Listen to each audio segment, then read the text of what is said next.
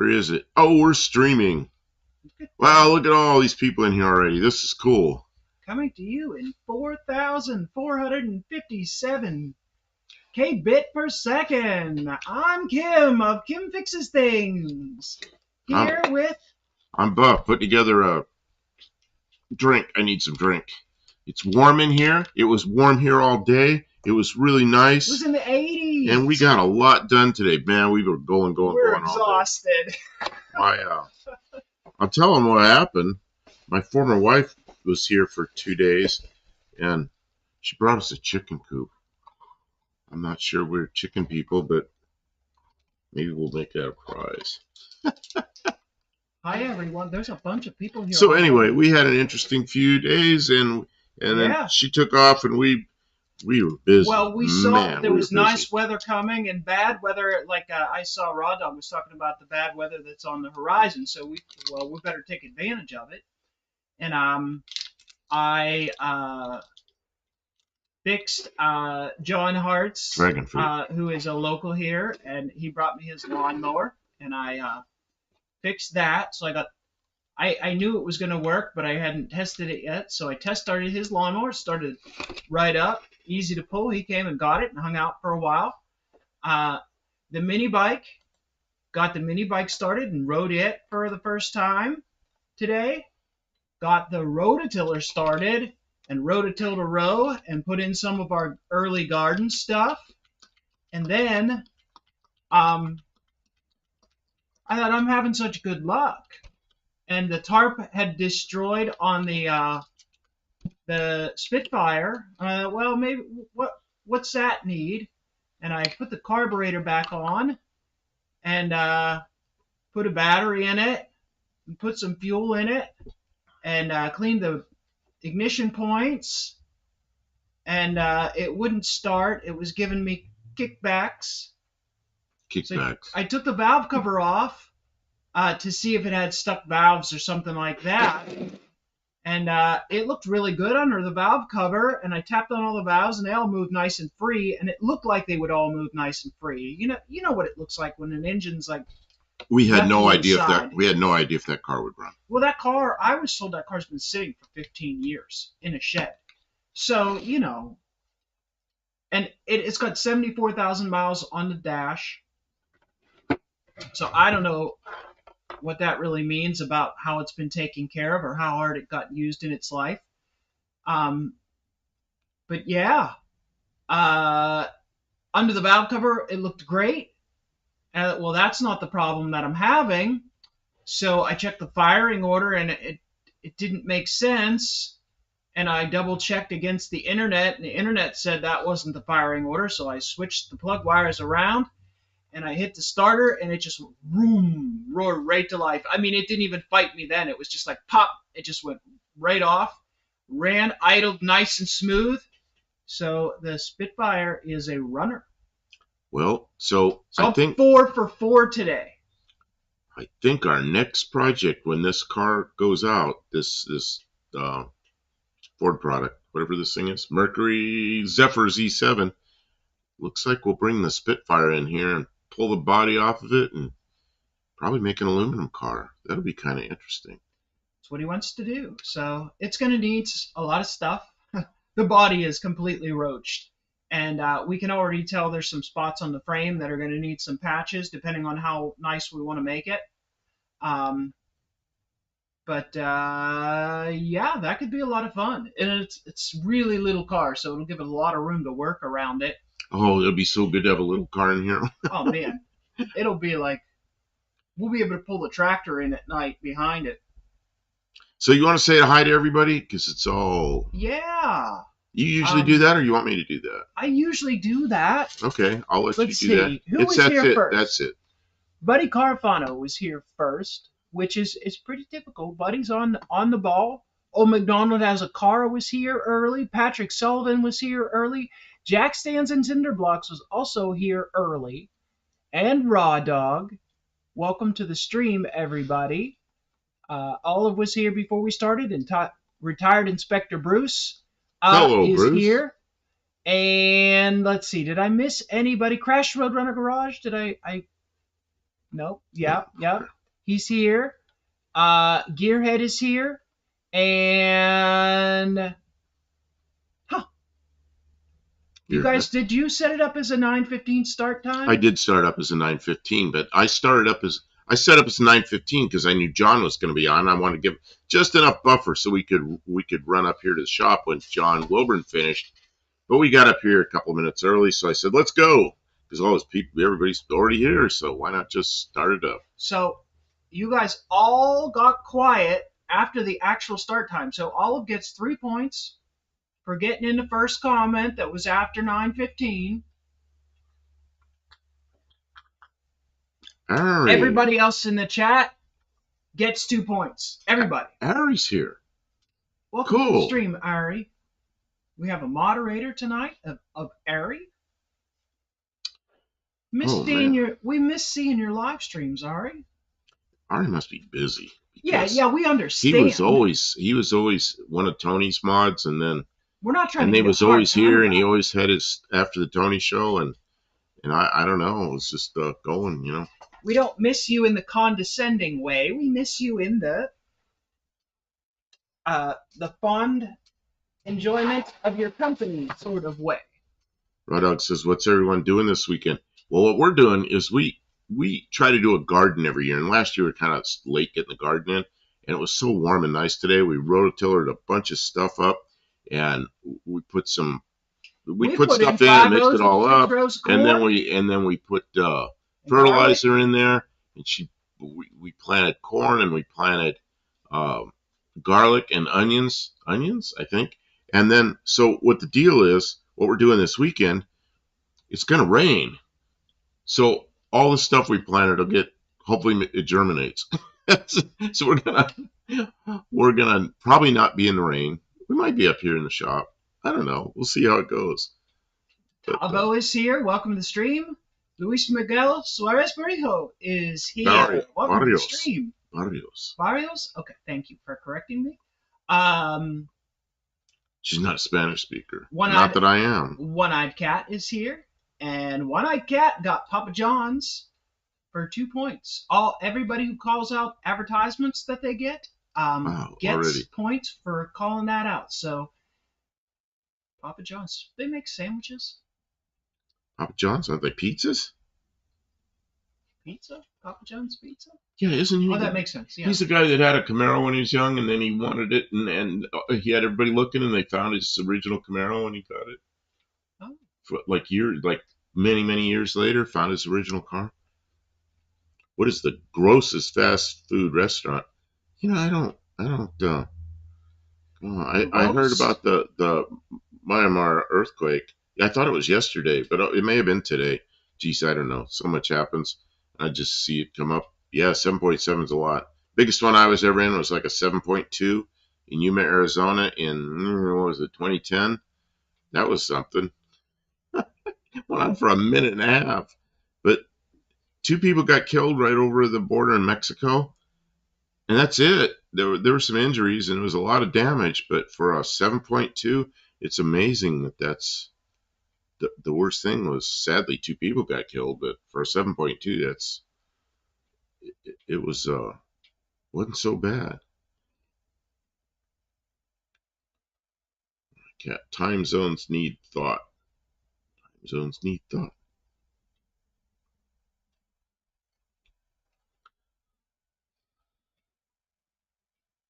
I'm sorry I was interrupting you. You got your hair all big and fluffed now because it was all tied up all day. You were working. Yeah, I had leaves and dirt in it. I brushed it out a little bit. She got a dirty shirt on and we were working all day. There's no way to plant a garden without getting on your hands and knees and getting in the dirt. We were working all day. I went out and bought stuff we needed, and we worked in the garden. We spent more money on soil amendments than we will earn in corn. In corn, yeah. Oh, it shouldn't be that bad. I think we're going to do okay this year. Vegetables, though. I think we do well this year. Yeah, well, we're growing the big garlic. Is it elephant garlic? And You know, I was thinking we should put into some of those potatoes. I have a bunch of potatoes that are probably no good to eat. Potato. We can Yeah, I grow mean, some we've got room. We've potatoes, got room, but we and can't do it today. I wanted to grow some green beans. We got to go up to the farm store and see Oh, what they have. But green beans are good. one of my cats says, "Well, if I'm done with my aluminum slots, did you see? I'm the first guy that left a comment on that. Remember? I saw that it had only been there a couple of minutes, and I saw that. I said, man, I like those aluminum slots, and I left you a comment. And I thought I don't know, maybe you didn't see it. Yeah, I like those aluminum slots. Look like the ones I had on my Pinto. My Pinto wagon had aluminum slots, look something like that. Except mine were anodized gold afterwards. It was a black car with gold anodized uh, slots. Tavo's home from work. I'm supposed to be changing rear wheel bearings on the Neon. Here I am in Campo. Yeah, just relax. Forget those. Forget those wheel bearings.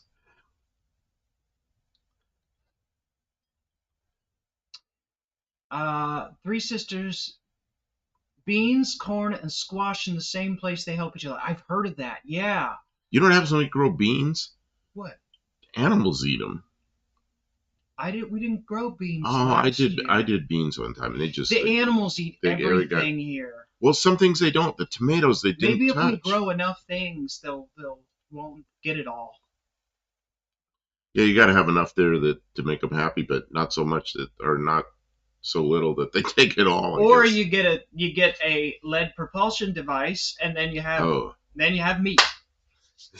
You feed dinner for 6 months, and then you yeah.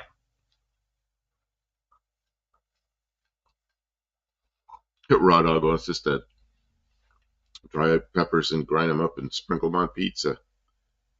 Man, Kim bought pizza. It was so good. I had one little piece of pizza. I can eat a little bit of carbs, but I got to be careful. And so I had the piece of pizza sliver like this big, and it was like, oh God, was that good? Because I haven't had pizza like in a couple of years.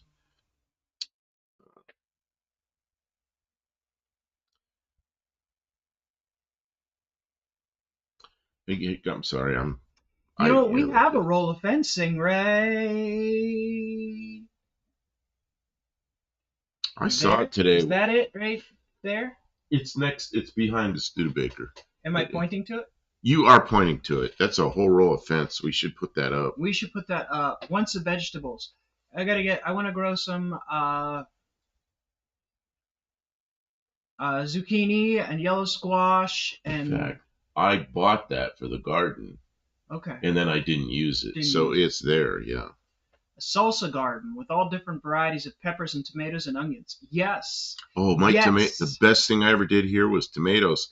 I did Roma tomatoes, and I only had 4 plants, and I got like 98 tomatoes off them, and I picked them all, and then they grew more tomatoes. I don't know how many I got the second batch. Start our tomato plants. Man, were those good. Those are the best Roma tomatoes I ever had. We started so late last year. Oh, last year we were messing with cars. Like the spring rains were just about over when we finally got the garden broke, because we had to drag the rototiller out. It had not been run in years and years, and there was other things happening.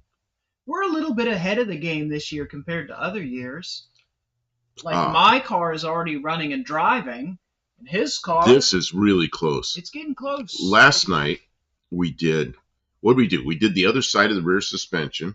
Yeah, the rear suspension. So it's done. It's bushed and doesn't have all that slop in it now. We videoed it, so that'll get put up on video. We videoed some shorts on it and a long video, so that'll get put up. The okay, so that got finished. What else? Oh, the wipers. The whole wiper thing got finished, and it works so well. And then the hood ornament was just flopping around on a spring, and it wasn't working right. Kim messed with that and got it. It's perfect.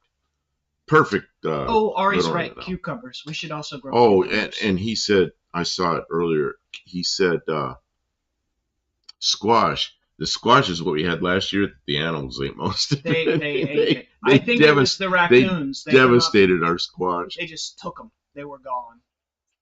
I was like, oh man, they beat us to every one of them. Oh, and Mexican Specs here. Good evening. Welcome, I drove the Mexican Valiant Smoke. Ute to work for a change today. Cool.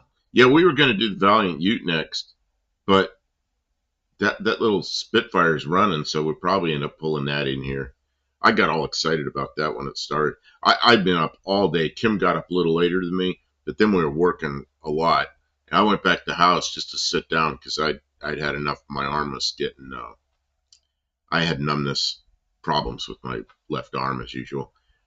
And I'd been going at it about 10 hours. So I went and sat down, and I'm in my bedroom sitting there looking at the screen, and I hear boom, something started up, and I thought it was a motorcycle across the street. And she's on the radio to me, and she says, "Oh, this thing just started up. It's running perfectly." I go, "That was the car?" And she goes, "Yeah, it's running." So, oh man, that was good. Yeah, and everything else for that car is still pretty Oh, well available. Mrs. One-Eyed Cat came in too. One-Eyed Cat. Did I see Mrs. One-Eyed Cat? I thought I did. I don't know. Where I see is Dawn and Wendy. Welcome to the stream. Is Wendy here? I thought I saw her, but now Oh, I don't know. The I'm chat's going lost. pretty fast. Yeah, You guys chat's showed going up pretty fast. in force. Thanks for stopping in. John Wilburn's here. We had a busy day, and we like to have some sense of routine, so we wanted to stream, but he was falling asleep. Oh, I watching didn't think John I was gonna Wilburn, make it. watching John Wilburn, and I'm like, I felt bad waking him up because he went to the store and got I did everything today. he got soil and he got fertilizer and seeds, and he did all kinds of errands, and I was sleeping. Well, then I don't know. You got video of it. Me trying to operate it. First time I've ever used a rototiller, and it went in some kind of a hole. It almost tipped over, and I'm like, "Help me!" Because Kim's like way bigger than I am, so she just What went do over you there. mean by that? You're like a foot taller than me. I'm not. Look, I'm just a little thing. So she came over, just grabbed it from me, and although it was tipping, and she got it out of the hole. It's pretty funny. So we got it on video. Oh, anyway. and we fixed the windshield wipers. That I was a said big that. deal. Where's my key? That was a big deal. Okay, Kim. I'm gonna walk away for a minute behind you. You're gonna go wiper the windows. I'm gonna wiper the windows, and I got tape. We'll take the spray bottle of. Oh no, that's alcohol. It'll be okay because I taped it. See the rubber part on the wiper's all messed up, and I don't want to put scrape marks in the window, so I put duct tape around the windshield wiper so it wouldn't hurt the window. But I got to order wipers. Well, we should close the hood. Olive said it takes a lot for me to like squash, but we got some little yellow ones here. One year that were outstanding. You know what we do? I get green and yellow squash, and I cut them in half, and I coat them in olive oil and garlic salt, and I grill them. Puts them on the grill, and they're really good like that, especially with some burgers or something like that beside them, or some pork chops or some chicken, whatever you make, whatever meat with the squash. It's really good. Okay, butternut I find to be a little, I don't know, there's something about butternut that's a little bit harsh. 4, 3, 2, 1. Oh, you know what we did? There's no battery. There's no battery. I used his battery to fix the. It's sitting right over there. I brought it in the garage. Here I am doing an ops check with no power. That was dumb. John Wilburn says Buff is about 5'1" and Kim is about 6'7". That is grossly inaccurate. Look at me. Clearly, I'm much shorter than him. Look how tall he is back there. And I am much shorter up here. Because I am a petite little lady. Kim, I'm going to hold the hood. And he is the big, strong man of the house. Kim. See? Yeah. I'm holding this. Oh, okay. See, look how strong he is. Oh.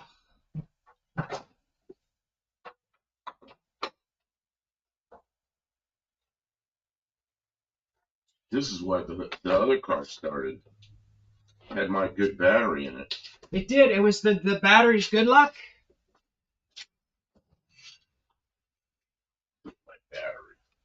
My battery. Okay, let's try it again. So that was a fail. There it goes. That is fully customizable. We used linkages out of a 2011 Ford van. So instead of these tiny little ball and socket joints, it has like the industrial size ones so that it will last for another 47 years. Oh, Kim did such a good job on that. I wouldn't have done that. I would have just busted around the junk that was there. But she just all these new big ball joints and new things and made it all work so well. And you know, it made a little noise there because they're chattering with the tape I have on there. But they it runs so smooth and so nice. We ran it without the grill up there, the grill that's under the wipers, and we could watch it all work. It worked really well. So Mexican Spec was kind of giving me a hard time that this thing wasn't getting done, and all of a sudden we did like 3 things in one night, just wrapped them up. Well, you know? I finished the mini bike yesterday too, Oh, and then I was riding it today. Oh man, I didn't get it on video. I was out there. He didn't get anything. Well, I didn't expect that. You started the mini bike, and you had a Kinepix wrench on top of the seat. Yeah. You started it like wheelies away from you, and you're trying to hold on to it, and the Kinepix go flying, and you somehow kept it from running into. You were fixing a lawnmower for somebody else. You came about this far from the guy's lawnmower, and you got it stopped somehow. But the mini bike left without her. Then she rode. I got the video right after that. She was riding it all around it. Whoa, going by. It's running great. So yeah. Luis is watching the wild thornberries. I've never seen that movie. There's a food fight apparently. Don't know. You are probably better off eating cactus. I think you can cook cactus, isn't it? It's good, isn't it? Some cactus. I never eaten cactus.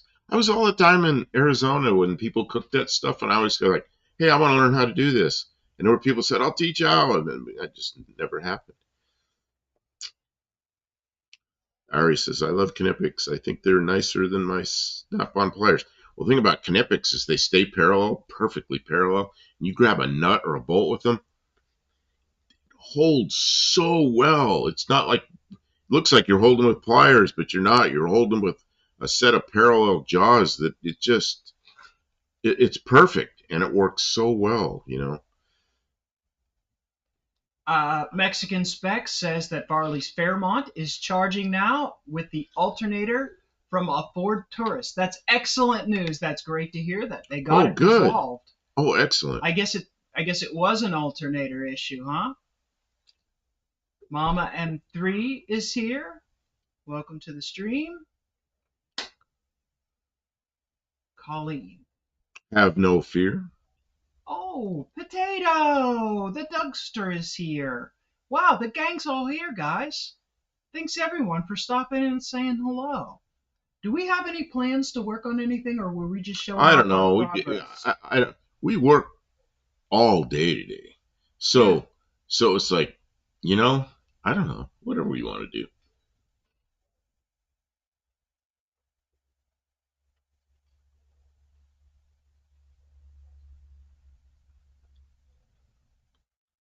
So all it says, Kinepix is one of those brands that gets geeky about engineering in all the right ways. Also recommend Estwing. I don't know what Estwing is. They make really good hammers. I know that. I'm not sure what other products that they make that are good. No, excuse me. Bless you. That's like all of a sudden it's like I gotta sneeze. It is in fact Friday night. I hope you all enjoyed John Wilburn's stream. And his friend, who is a travel agent, it looks like she went to bat to get some best prices possible out there. I wish we had talked to her before we had booked our hotel room. Maybe we could have got a little discount, or at least got her a kickback. You know, as soon as the No Name Nationals the date comes up and it's all announced and everything, he gets so excited he can't wait. He's like, I'm booking. I just take care of everything. I book it, and as nice as it is to go camp out there and everything, I want a place to lay down in the bathroom and shower and everything, and so we get a hotel room. I'm a big wuss with that. So we end up staying in town, but we still have a really good time at No Name Nationals.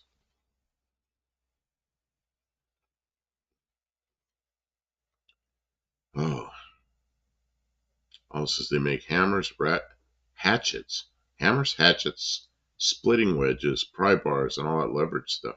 Splitting. Yeah. Oh man, we have stuff that's this big, bigger than that, this big around that needs somehow I don't know how we're gonna process all that big wood. We got big wood. Waffle face framing hammer. They are fun. They really are a cool. I don't know why I want one, but I just do. They're cool. And let's see. Their aluminum handled camping axe is perfectly balanced. It sounds like we're doing a sponsored segment, but we're not. Hey, we're the kind of people that get excited about good tools and equipment. And I fully have to relate that knowing the quality of those tools, working in the trades, and seeing other people, you get to see a lot of people's tools and handle a lot of equipment that you wouldn't normally have access to if you're just, buying stuff for your house. And I've seen lots of S-Wing stuff that's nice, hammers and stuff like that. So for someone to tell me that they make a really good splitting axe with an aluminum handle, I can just imagine the weight and balance being perfect. And that's awesome. You gotta just have to recognize. Look at this. When a company knows how to do their job. Jack Center Block says, I'll know when I'm taking No Name Nationals the day I leave to go.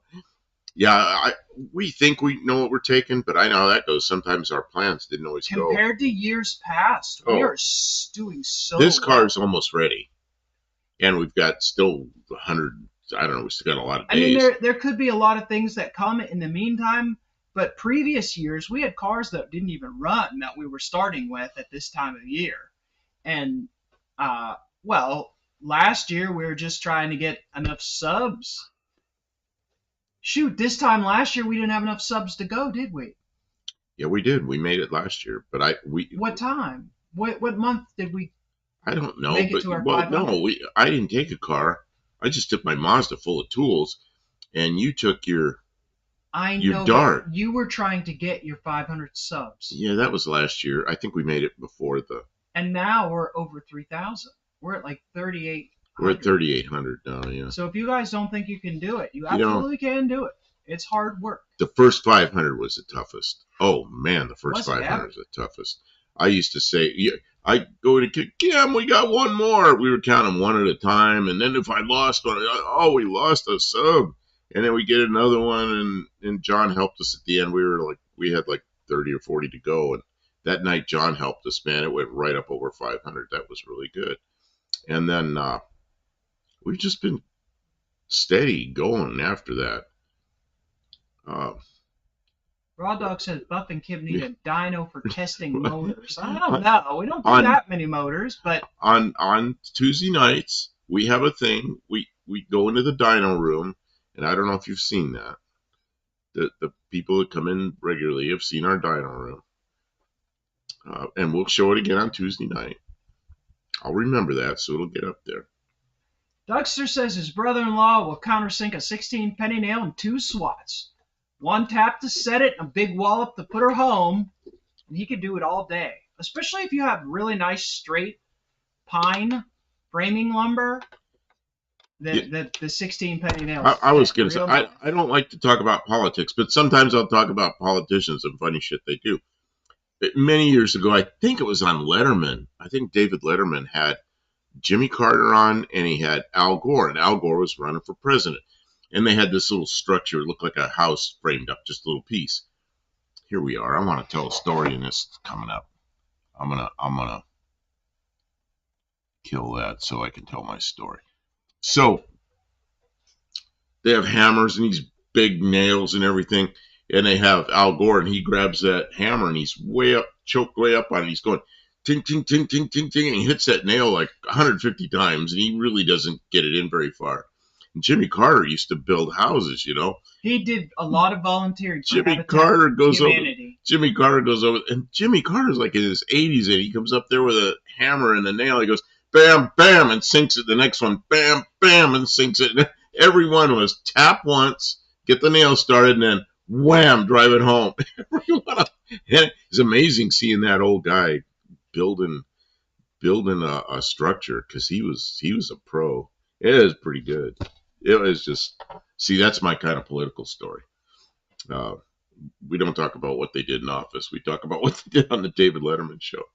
Mexican Spec says he's near 1650. Shorts work, but not for watch time. Right. They do bring in a steady stream of subscribers, but they don't really. I don't think they even count for watch time. We had to have 1,000 subs, or everybody 1,000 subs and 4,000 hours watch time to get monetized. Yeah. So we made it. We were like, oh, we got it. And I'm kind of put it off a day or two getting on there and doing the paperwork and everything, or the signing up for. And we went back, because it's 4,000 hours watch time in a year. So what happened was we made it, and then they're dropping off the other end of the year, and then we went under again. It's like, oh no, we're under 4,000 hours, and it took another week or so to get it back. So if you get 4,000 hours, do it that day. Don't wait. Yeah, Habitat for Humanity. That's exactly right. Oh, man.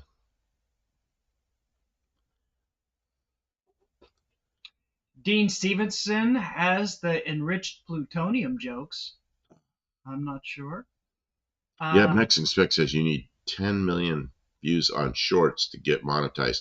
Yeah, we had it with longer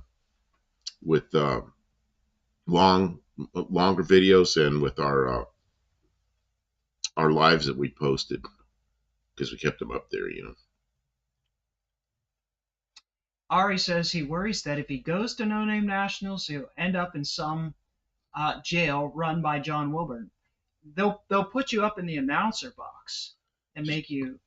John Wilburn had a jail there. That's what we need, a jail. Because then you could put Dakota in there, and he'd have actual timeout. He'd be in a little jail. You guys and your silly ideas. I think Dakota held the record for timeouts, and hence his name became Dakota's Timeout from Dakota. I gave him that name, by the way, when he was 16. And I was kind of joking, but he took it and ran with it.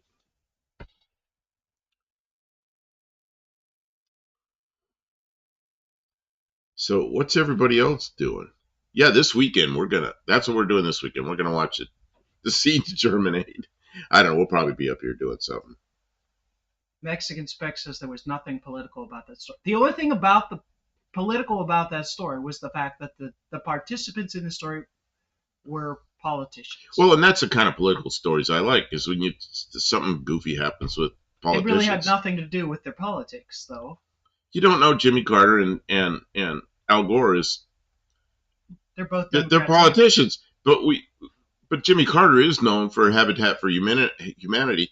But they came up there, and it was just amazing watching that old guy sink a hammer nails, big old nails, man. Bam, bam, bam, bam, bam, bam. Never a miss. Just wallop those nails in. It's like, man, there's no BS. He actually does it. Unfinished project says he can't stay long because we're cutting into his beauty sleep. Oh.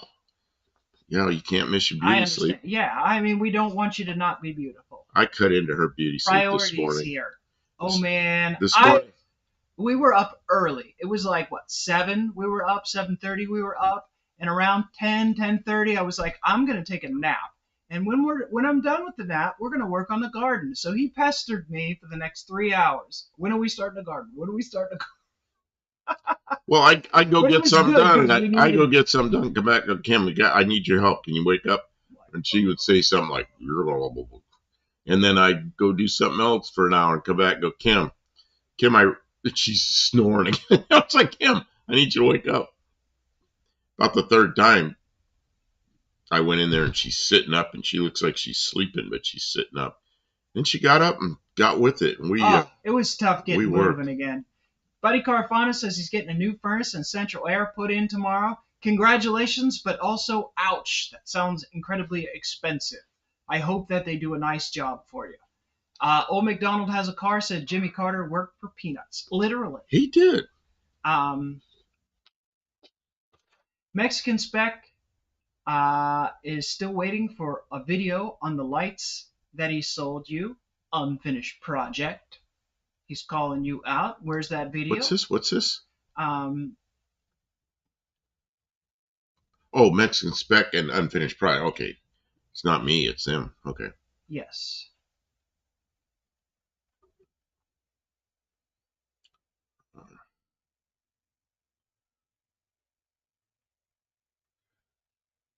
Jack Stanson, Cinderblocks. I like it when people give me video ideas. People give us video ideas all the time.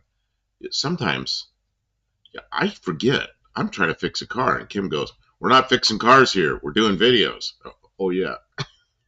Yeah. Cinder blocks are brittle and they will crumble and crush you. So don't actually use them as jack stands. I agree with that. It's like a bad thing to use. Yeah, and if you use those tip them so the holes are vertical, because this way they crumble. But Well, yeah. yeah, you can use cinder blocks like The ones under the stove. we have a stove that's probably several hundred pounds, not several thousand pounds. We and should probably fill them. It's sitting on four legs with those cinder blocks in it, but I'm not worried about that falling down. You know, it's not enough. It's not enough weight. It's not like putting a car under it. Putting them under a car and then climbing into the car. What's left to do on the Z7? We need to put the front seat in it. We need to put the dash still needs to put back what together. do you call it? The headlight switch, and then put the cluster in and put the bezel and put the top on the. That's about it. I mean, just we got all the hard stuff done. So I was talking to Kim today about. I said we ought to just put the seat in because I can sit in the seat and put the rest of that dash together. So that we're not going to be crawling underneath. Now I do want to run a hot lead. I bought some big wire to run from the battery directly and some grommets directly under where I'm going to build that console and have the CB radios and everything. So, and I bought a big breaker. I don't remember what it was, 35 amp or something up by the battery. So that wire will always have a breaker. And I don't have to worry too much about if that ever shorts. I won't have a big fat wire going under the dash. Railroad ties work great. Yeah, large dimensional lumber, very. As long as it's not split. Very collapse proof. We used to use big firewood rounds under the car.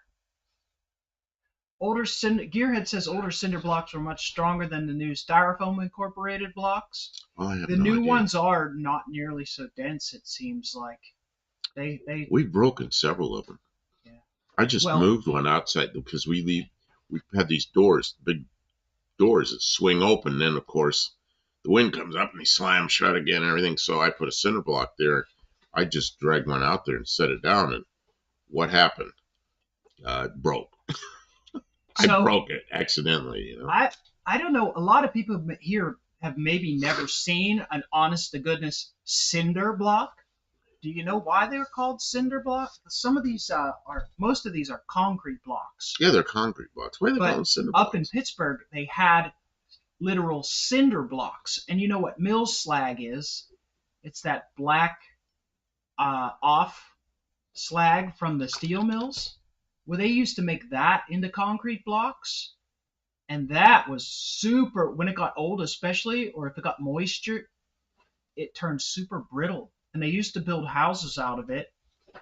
I owned a house that was made out of cinder blocks, and man, it was so much trouble. The chimney fell down because it wasn't sealed well from the elements, and the moisture would cause the slag to break down. What? Coal cinders, yeah. Dougster knows. Dougster's from that part of the country, maybe.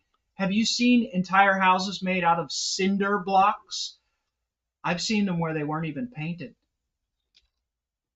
Buddy Carfano says we should do an oil change before you start driving that car. No telling how old it was. We picked that car up. What was the deal? The oil seemed really clean, and he'd done some. It did seem really It was clean. really clean. So I don't know. The guy I got it from, he's not a car guy, but he really tried to make things better. He put a new battery in it, and I think he changed the oil.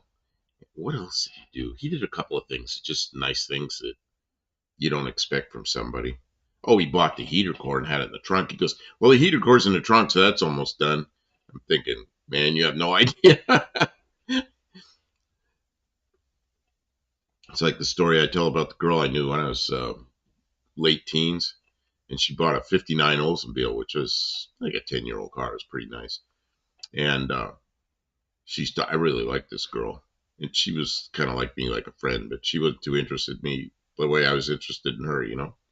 And she says, oh, I got this card. She says it needed, the guy, he says it needs new circles, and he gave me the circles. Can you put them in? And I'm thinking, circles, circles, circles. And I looked at her, I go, rings?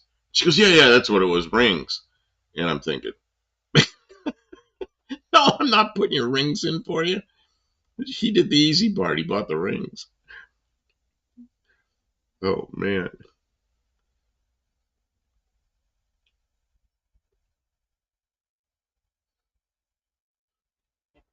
I'm sorry I told a stupid joke while you were Mexican No, that's girls are okay. like I'm that. just reading. They're talking about their experiences with the blocks and the cinder blocks and concrete blocks. Thanks everybody for contributing to the conversation. Dougster, since he did guess that they were made from cinders, I'm going to give him 2 points. I've been stingy with the points. Sometimes I forget. And Gearhead said that he worked a lot of years in concrete and construction, so he probably has seen a lot of those old. And then somebody was saying that they saw a whole house from World War II World War II era house that was made of cinder blocks. I thought it was ironic to have a brick house in the Pacific Northwest. Kind of is. Brittle is the big problem with cinder blocks. Very brittle. Only part of my house made with bricks is a fireplace chimney. Same with us. Is it? Oh no, we got bricks. The whole outside of the house is bricks. Yeah. But it really isn't made of bricks. It's just brick face. It's a brick face, yeah. Yeah. It's not, I don't think it's supporting anything. Oh, it might be. Yeah, I don't know. If I ever built a house, I'd never use bricks again, because they start getting these cracks that go up the side, and then the house shifts a little, and you get all these cracks between the bricks. It's like you really have to build an extra heavy footer, and probably dig a lot deeper to protect a brick house from cracks. Well, and this house is over 50 years old, kind of a hillbilly built house, and it needs maintenance. Way up, dude. Good evening. Stream. Way up, dude.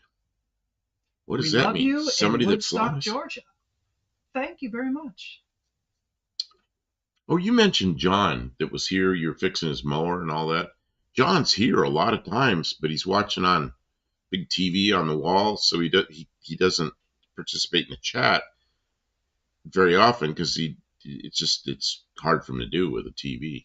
In the Northeast, they're called cinder blocks. Cinder blocks. Jacksons, your cinder blocks. Cinder blocks. Your cinder blocks topic was amusing. There's nothing to be sorry about.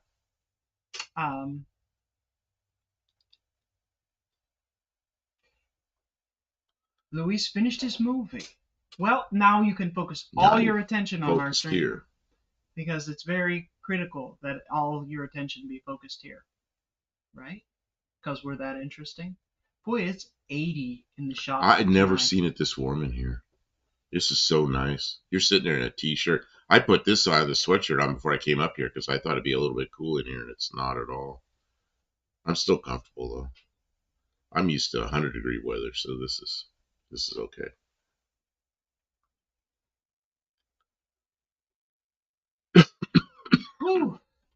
So we got to put the dash together. How are we ever going to get that done? Well, I don't know. We just got to. I think the next thing to do is put the seat and the seat belts in it. Then I can just sit there and fuss with it, and it'll be together in no time. I can do that. Somewhere. Oh, here. My cough drops. That's what the sneezing and the coughing is. Ari says he's been up and down the entire West Coast, down south, and one regrettable trip to Illinois. Only one. You've only been to Illinois once. I thought that was like a regular deal with your job now. Yeah. But, you know, I don't know where they are. They're like in the mid part of the state or something.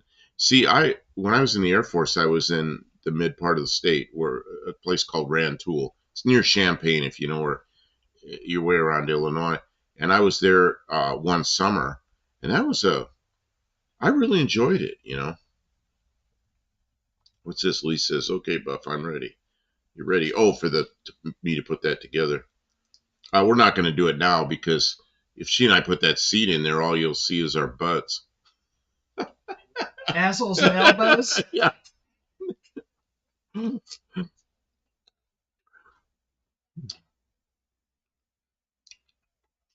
It's just a matter of getting them in there, working on it. But the seat getting in there would probably. The seat, you got to work it in there, and then bolts are, you right. got to get down in there. It's just like you just do it. But I'm not going to do that while we're live because that's all you'll see. Is us sticking our butts up here. And then I'll sit in the seat right there in the driver's seat, and I'll put the cluster in. And Dougster says it's nice. beer o'clock. It might be for a lot of people, I think. Buddy says, good time to shampoo carpet with the seat out. Man, Kim went in there with a vacuum, and now it's got all little tiny pieces of wire and crap. Yeah, we got to vacuum it out again. Maybe we'll shampoo it. I don't know.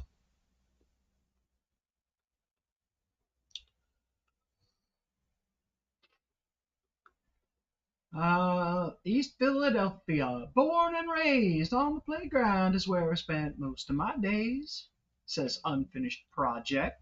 Man, I'm all excited. If I'm out there in this car driving and it starts raining, I can turn the wipers on now. Not yet. You don't have any wiper blades. Yeah, but, you know, that's easy. Just replace the blades. I just got to get them, you know.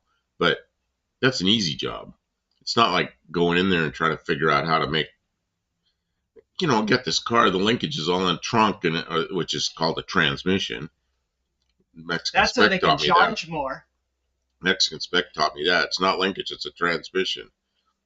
All right. So anyway, it was just all pieces and parts and worn out bushings, and we didn't even know how it went together.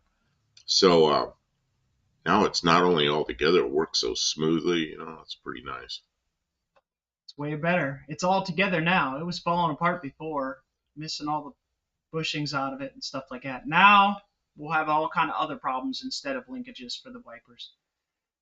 Does it even rain in Tennessee? We get lots of rain in when Tennessee. When it rains here, it rains. We get all kind of moisture up from the Gulf of Mexico. When the moisture comes up from Gulf of Mexico, and the cold air comes down from the north, and they meet in Tennessee, man, it gets wild.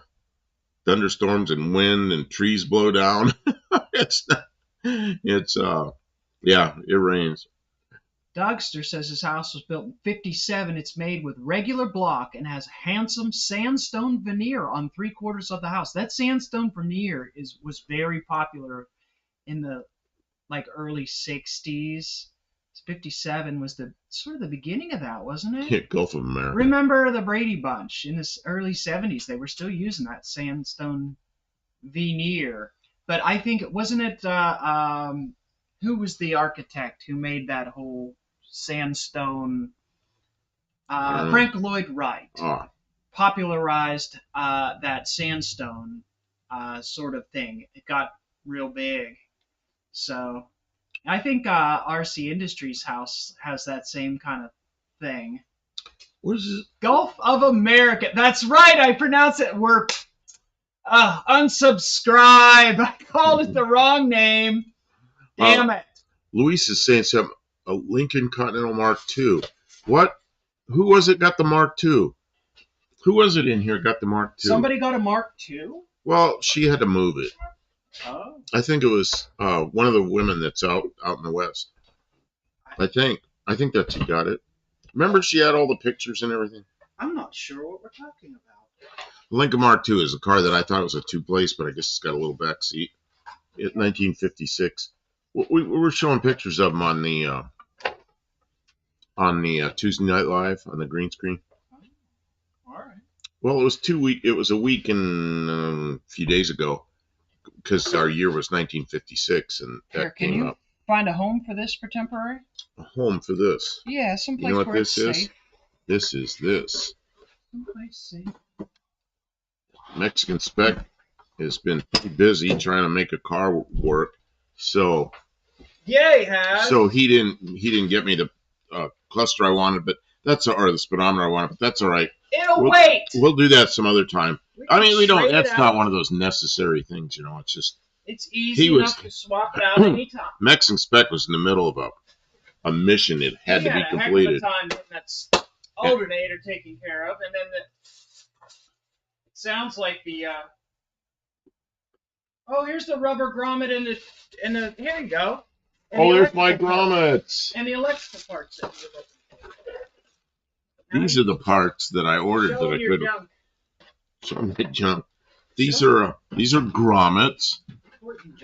Because you can buy a 188 piece grommet set cheaper than you can buy a grommet. $1 million. And hey, there's the thing that I was looking for. And this is probably. Oh, this is a 5 amp breaker. Somewhere I bought anything I'm gonna put in that center console. I just decided to use these breakers. These are marine breakers rather than fuses. I just hate fuses because you know what happens when you blow a fuse. You know, it's a rainy night and you're stuck somewhere and you got to buy a fuse, you know, and you don't have the right one. A breaker, you just turn it back on, you know. So I really like breakers. Well, a couple of guys who were up to no good started making trouble in the neighborhood. So Kim's over there working. What are you doing? You're going to put the seat in? Yeah, making space. You're making space to put the seat in. Like you haven't done enough today. She worked her butt off today. She worked today. My keister is worked clear off. Raw Dog says, "Why won't my snowblower start? I tried taking the spark plug out and spraying starting fluid in there, and then the air cleaner still won't. Oh, and then the air cleaner still won't start. I've used 87 in there instead of premium. Does it have spark? She's really good at that. She gets old engines and mowers and small engines running. I'm known for my niceness in taking folks places. So does it have a spark? Very important thing to have spark. Yeah, she's asking a question. Does it have spark? Have you checked the spark? Put your hand on there and pull it, and if it knocks you over, it has spark. Stick your tongue on the electrical wire. Okay, we've got 1 minute till ads. Ads. Yeah, that's all right. I canceled them the first time. I skipped a couple sets of because ads. I was talking. If you guys get an ad, make sure you take note of who it's by, and we'll award you points if you tell us about it. Dean Stevens says, why did the Mark III come after the Continental Mark IV? Yeah, that was all screwed up, wasn't it?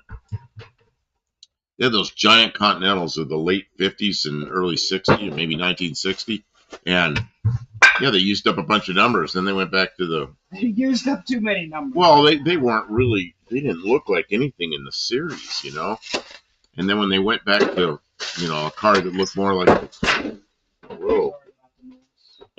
Car that looked more like the Mark series, they acted like those Marks didn't even exist, and they went back to the Mark III. What do you think? Should we make them wait a minute and put this in there? You want to put the seat? Are we ready to put the seat in? Yeah. Okay, what we're gonna do?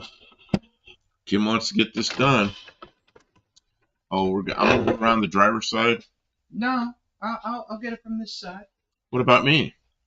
Well, you got to be over here, right here, okay? All right. And now I gotta work. Just for a minute. It's not a big job. No, I'm just I know, giving you're one. I'm teasing. just like talking. I'll lit from that side. If you can stick this part in here, right, and then I'll go around, and then you can help feed it in. I know it's a big car seats, right? Airplane seats. I can carry 2 airplane seats with just walk around a car seat. You need a forklift. Come on, let's get it in there now. You can go right back to the chat. Open that door as far as it'll go. I'm just laughing about it because airplane stuff is lightweight It is and car stuff is heavy. heavy. Yes.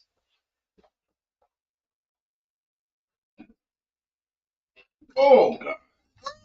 Cut the shit out of my hand. That's Oh. sharp. Okay. I need some kind of pack gloves. I'll get you the. They're right there on that, right near where you are. Mm-hmm. Oh, that's sharp under there. I'm sorry, you got sharp. Yeah, that was not comfortable. I'm really sorry.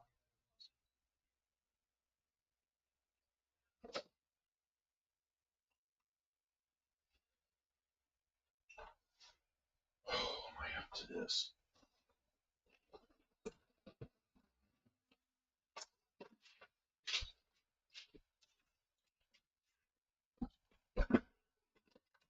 Okay, come on out of there.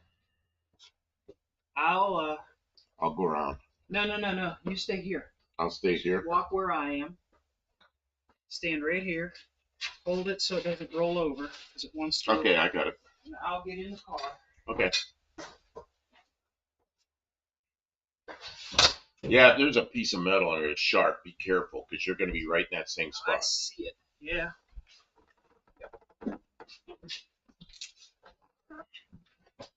My foot is stuck. Oh, this is heavy. Oh. Okay. Okay. Can we do it again? Move it about up 2 feet, and then I got to reposition again. Okay, I got to reposition again. Okay, I got position. Okay, I'm ready. Hooked on something. Your seat is hitting the top of the door frame. It's got pulled cords, so it's not so tall. There you go.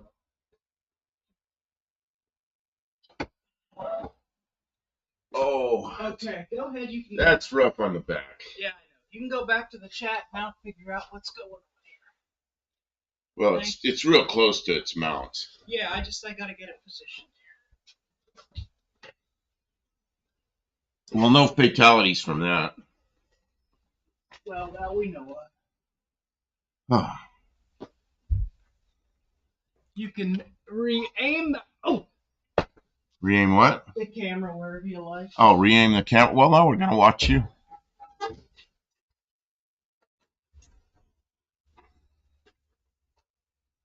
Woo. I lost track of what's going on here. They're talking about all this, not classy on their part. I don't know. I don't know what's going on there. So we'll get back to That's all right. Louis says, Buff, you're so awesome. Why am I awesome? I'm an old man. I can't pick up seats anymore. Lester LeSaber's here. Says bucket seats are a lot easier than bench. Yeah, at least this is a smaller car. But yeah, man, I mean, like airplane seats, they're nothing, you know? And then you get a car seat, it's like, why is it so heavy? It's like, this isn't a seat, it's an anchor, you know? Yeah. Oh, Jack Stans is taking off. He said, I'm going to jump off. Well, thanks for being here, and good night. Also, something about Indiana was the side topic. Oh, okay. What it was about. Raw Dog, coolest thing Russia did not like about. Coolest thing Russia did to like about Putin. I don't know. Я не знаю.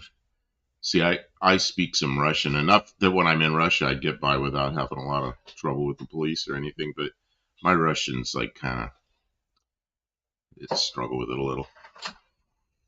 But Russia was You know, I was there when Russia and America were all becoming friends, and now we're back to this again.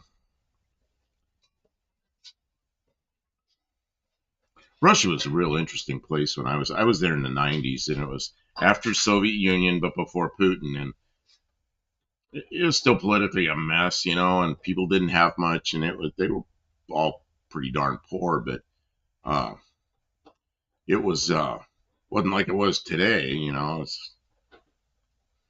I know people in Russia, and I feel bad for them. And you can't even talk to them on the phone about anything because they monitor everything. They say something wrong, they're going to get taken away, you know. Steve Edwards, I'm cleaning up a Pioneer SA 9500 Mark II. I'm not sure what that is. Yeah, I've been watching your videos, Steve. In fact, Kim doesn't watch it much. She came in my room. I said, "Hey, take a look at this. This is boat anchor." And you had somebody else on the camera, and you carried a radio into another room. I said, "That's boat anchor." She goes, "Oh, okay." So she knows who you are now. I'm trying. Louis says, "I don't speak Russian." Yeah, you know, I'm glad I do because there's times I understand stuff, and when I was in Russia, of course, it was useful. But I wish I spoke Spanish better because it would be more useful for me. You could study it. Yeah, it's like more thing I could study. What's weird is I know some Spanish, but when I start to speak Spanish, a lot of times Russian words come out, and it just doesn't make any sense.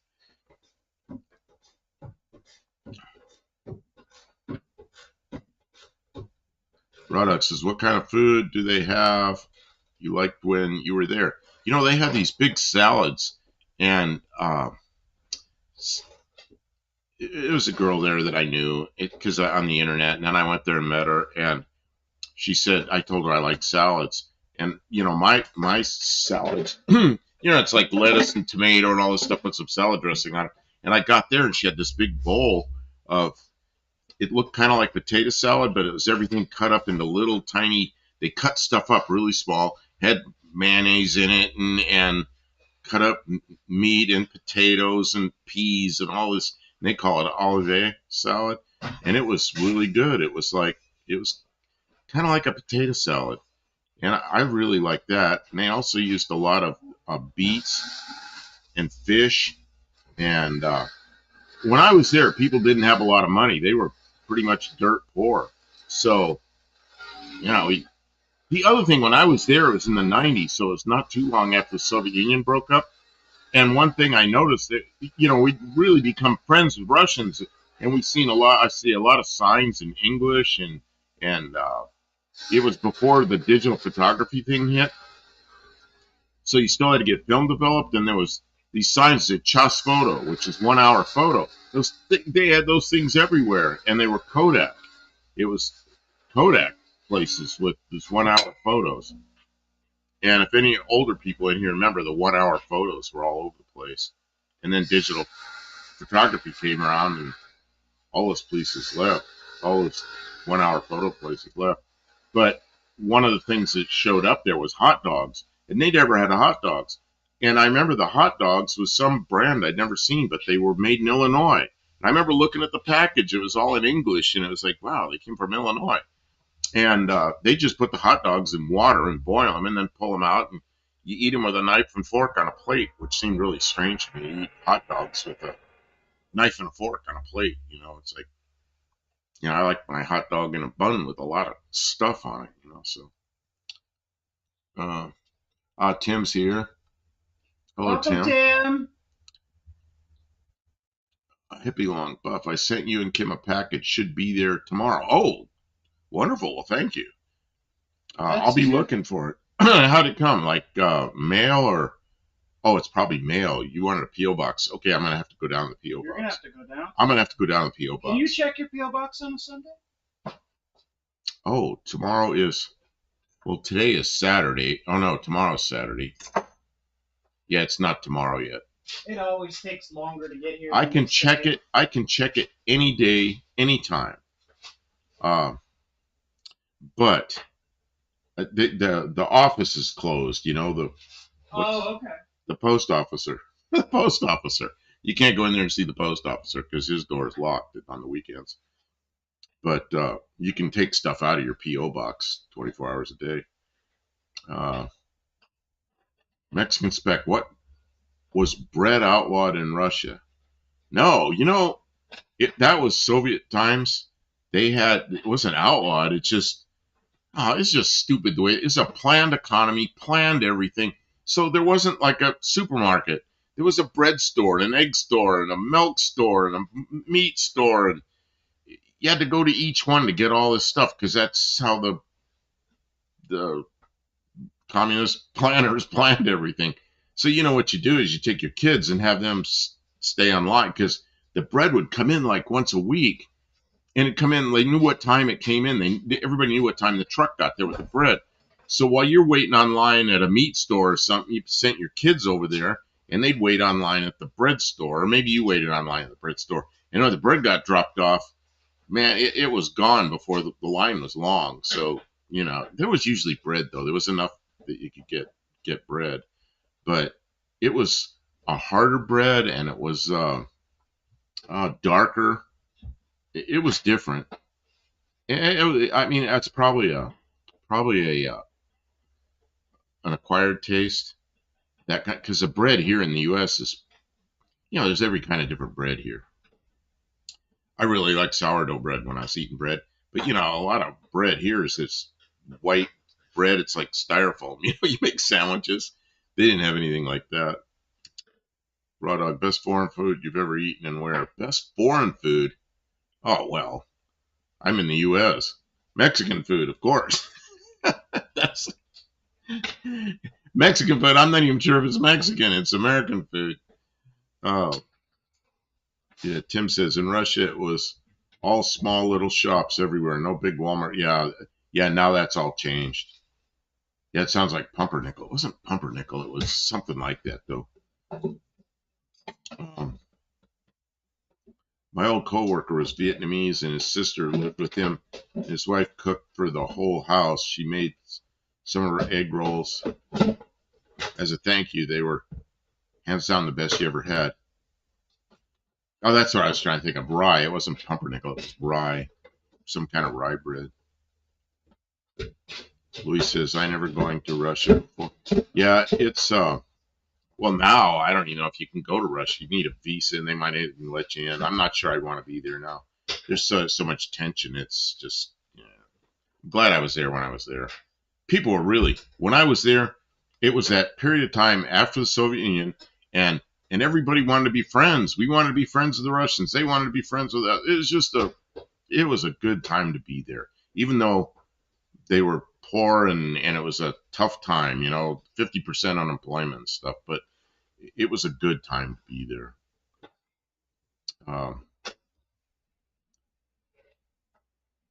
Yeah. In the 80s, every roll of film came with like a folded paper with shooting and developing instructions of all kind of languages. So smart people could bridge the language gap. So that I remember I was really into photography then, and I got really switched over to Fuji films, and I didn't like the real fast films. So I had to have lenses that really opened up. Like a 1.8 f-stop was not enough. I needed the big wide open lenses, and then of course focus becomes. And if any of you are into photography, focus becomes a lot more of a. You have to have the focus right with a f-stop like 1.4 or something. But that also made it shortened the depth of field, so you could get somebody and get them focused, and everything behind them would be out of focus, and everything in front of them. So you could really get your subject as being part of the part of the photograph you wanted them to see. You can still do that stuff today, but I think we're mostly using our phones, and I think it's almost a lost art unless you're really into photography. Also, I think in Russia I'd be classified as a foreign agitator just for being there. And that's one thing. When I was in Russia, I learned right away you don't talk about politics. People walked around with their eyes like down like 10 degrees, and nobody looked at anybody's eyes. And when when I went in a store, everything was behind the counter. You had to ask for it, and they'd hand it to you, and then you'd hand them the money. Nobody talked. Like in the U.S., everybody's friendly, and they got this stupid conversation going. Like you don't even know somebody, but you have a conversation. Russia, there was none of that. And then you pay for it, and then they take the receipt, that little paper receipt, kind of like what we get here, and they tear the receipt. And when they tear it, that meant you'd paid for it. And then they gave you the receipt, but nobody would say a word. It was really strange, but I got used to it, you know, and you definitely didn't talk about politics. You just,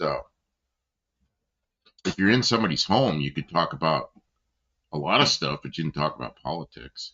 You talk about other things, you know, stuff going on at the home and what you're eating, and everybody's friendly. But out on the street, people are pretty quiet with each other.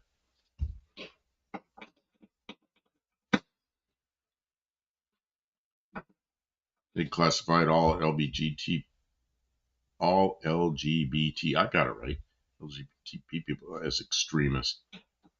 Yeah, I got a problem with that. But I don't want to get into it here. Yep.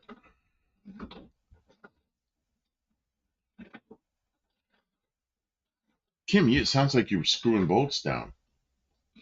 Yeah, I've got all 4 bolts in. You got all 4 bolts in. I got a seat in my car, everybody. I got a seat in my car.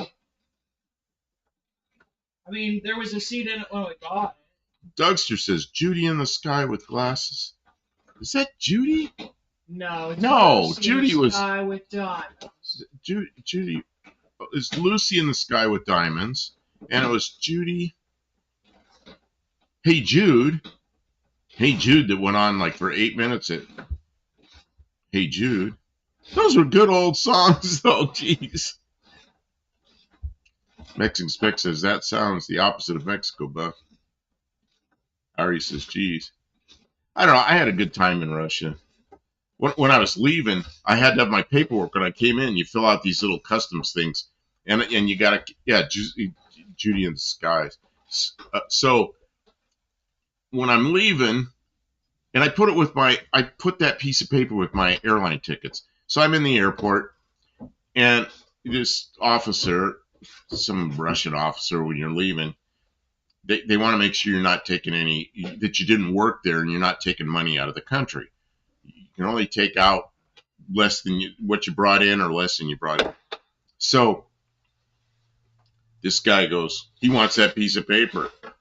And I'm like, I can't find it, you know, because I forgot I put it with my tickets. So I had it on me. I just couldn't find it.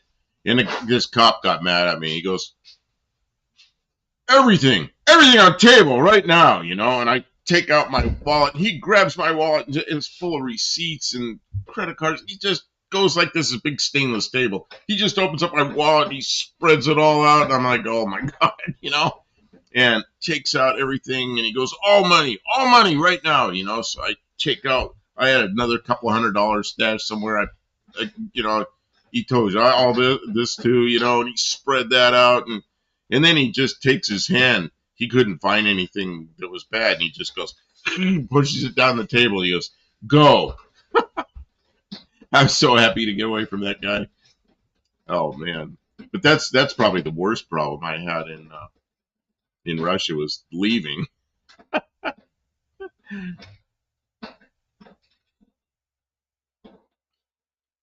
Oh man. Luis says, my car. Yeah, my car. That's this Z7 here. Kim's over there screwing the bolts down to hold the seat in. We pulled the seat out when we did the heater core, because you got to pull everything out and you got to work in there, and the seat's really in the way. So we just pulled the seat out. Man, I got the hiccups. I'm sorry. So we got it out of the way, finally putting it back. I'm sorry. Korean spice is on a whole other level. It's good, but very spicy. You know, Korean food, I've probably eaten some, but I was in the military, and a lot of my friends ended up in Korea. They never sent me there. They never sent me there. Mexican Spec says, Luis, it's a Mercury Zephyr Z7, not Z7 for the record. Yeah, I started calling it Z7 because every English-speaking country calls the letter Z, Z. And I got tired of Z. I don't really like Z7. It's like every car, it's Nissan Z cars and Z28 and the Z, everything's it's supposed to be cool as Z's and X's. They overdid that. So I just decided to call it a Z7. And Mexican Spec doesn't like it. He doesn't like that. So Doesn't like it. Ari says, I need to try this spicy food. Man, my father, when I was a kid, knew a guy that was from, at the time it was East Pakistan, which is now, okay, somebody tell me what's East Pakistan. That's, can't think of it. Anyway, so we had the guy over to dinner, and he liked hot food. So my mother cooked something, and then my father had some hot sauce in the refrigerator, and this guy was kind of eating slow, and so I went over to the refrigerator and I said, we have this hot sauce. And he opened it up and he goes, oh, and he just dumped it. I mean, it was so hot I could hardly put it in my mouth. He just dumped that stuff all over every bit of food. And then he was happy. Then he was happy. Tell me, what's East Pakistan back in the 60s became? I just can't pull a name out of my head. Gavo says, like Datsun 240Z. Yeah, and here it's Z. Yeah. Mexican Spec. Dean is with me. Dean is with me on that. No Z stuff. I am not alone. Dean Stevens, it's not proper American buff. I mean, who says Z? Well, right? Yeah, Bangladesh. You got it. He was from East Pakistan, which is now Bangladesh. You get 2 points for Bangladesh.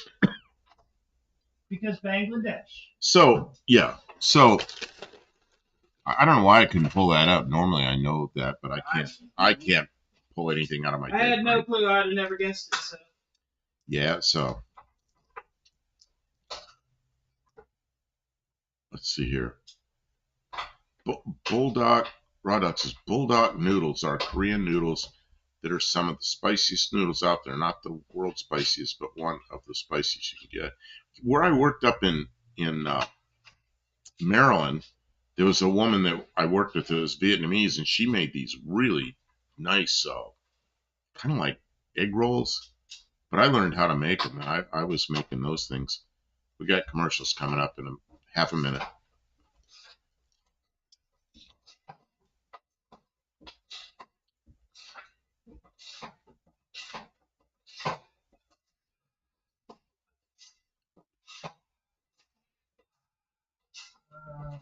We got working brakes.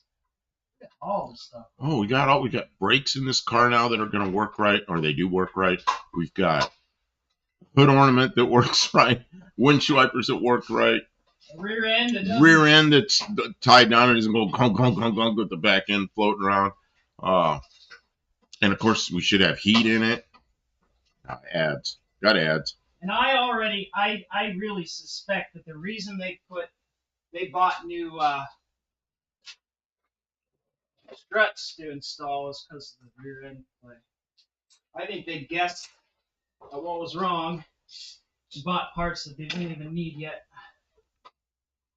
Towel says Australian Valiants were exported in kit form and assembled in Pakistan. Not sure about the finished quality. You ever watch any of the videos? Guys in Pakistan working on trucks and fixing them. I'm amazed. I'm amazed what those guys do. Although I don't know that their metal work sometimes is going to meet the mustard of like. Well, they're working with. They don't have a lot, and they make stuff work so well. So they just figured out how to do that stuff, Yeah, Dougster. A 280ZX would be a ZX. Well, I listen to guys. Well, I worked with a Canadian guy for quite a while, and he always used Z. And then the other thing was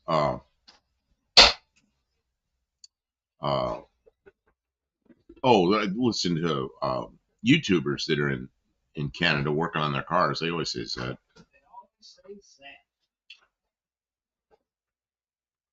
Raw Dog says you got a weed farm ad. Weed farm? Oh, we're not allowed to. Where are you? Here. I don't know. So you get 2 points for that? Free weed. Oh, so it's actually Dougster. They were called Fair Lady in Japan. That's right. But they thought Americans were too insecure, so they put a Z on it. Yeah, they were Fair Ladies. What was the other? They had some other strange names, like the 510 had a weird name on it. I don't know.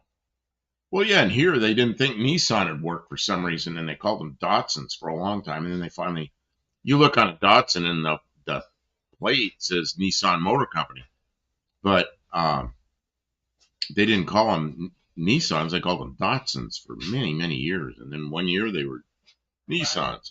All right,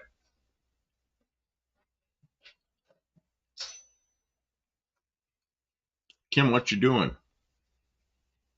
Cleaning.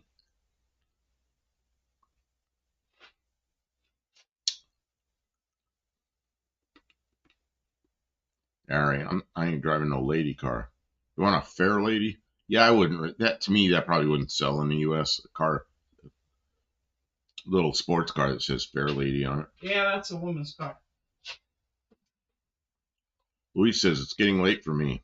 I have to go to sleep now. Well, thanks for coming in and spending some time with us. And have a good night. Tavo, the little sporty convertible predecessor to the Z car was badged Fair Lady in Sutralia. Oh, that's probably Australia. He hit the S instead of the A. Sutralia, I thought, where the heck is that?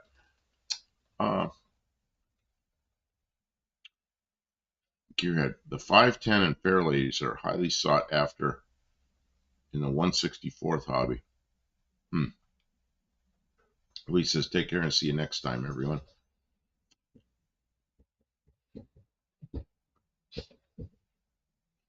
Yeah, Ottawa, Australia even. Yeah, I figured that out. Get to stand on my head and figure out how this. Yo, Mexican Spec says Fairmont pretty at the time, or at least good looking.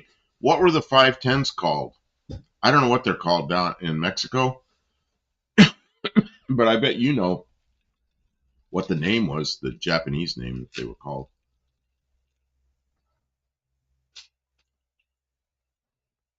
Yeah, officers had different nameplates in Japan too, like some Toyotas were Toyo Pets, Princess. Yeah.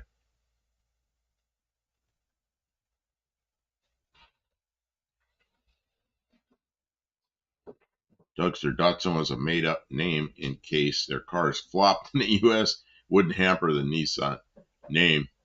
When it succeeded, they slowly weaned off Datsun. Yeah, it's really weird. They were all Datsuns. Hey, Two Hacks. Jeff, how you doing? Man, you gave me some stuff. You gave me a carburetor, but then you gave me a box with a bunch of stuff in it. Well, we were going through it the other night, and it was a fuel filter that fit this car perfectly. I did a short on it. I don't know if you saw it, but so I got a new fuel filter from you. Thank you. Roddock, if you could bring back one food from your childhood, what would it be? Oh, man. There was a cereal that I liked called Stax, S-T-A-X. That stuff was so good. And it wasn't a sweet cereal. It's just some kind of cereal. But it disappeared. That stuff was really good. Same thing with oat flakes. Fortified oat flakes. Man, those were good. I don't know what else.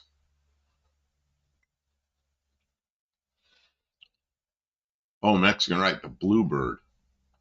Bluebird. One can make the 510s rip. They were a poor tuner's Beamer here for a while. Yeah, the ones in the U.S. had independent rear suspension. The ones in Mexico had an axle. The ones in Mexico also got the push rod engine. I like that little push rod engine, but I don't know. Just like it. Tavo says, was Datsun down under from the beginning? 510 down here was just a Datsun 1600. Its successor was the 180B. Huh. Mexican Spec says it was a Datsun in Mexico as well. Okay, well they probably use that name all over the place then. All it says tries to think the bigger ran, I don't know if that word is. 510s were glorious. Cedric. Oh, I remember the Cedrics. They were a big car. That was a car we didn't get in the U.S., I don't think, but I'd seen a few of them around. Usually with the driver's seat on the other side. Man, we were at No Name Nationals, and there was some kind of a Nissan sitting over there parked, and it had right-hand drive. And I went and looked at it. It had a name on it I'd never seen before, but it was a big car, and I think it had the Nissan logo on it, but it was some other name. It was right-hand drive, so I figured it was somebody had imported it from Japan. But nobody was around that car. I would have talked to them about it. Raw dog. We had a local place that made huge tenderloins and silver frost root beer. Oh, the original. Are you okay with me putting the instrument cluster in? I suppose, yeah. Well, you go ahead and give it to me. Okay. I need the key so I can change the gear shifter. Yeah. Here.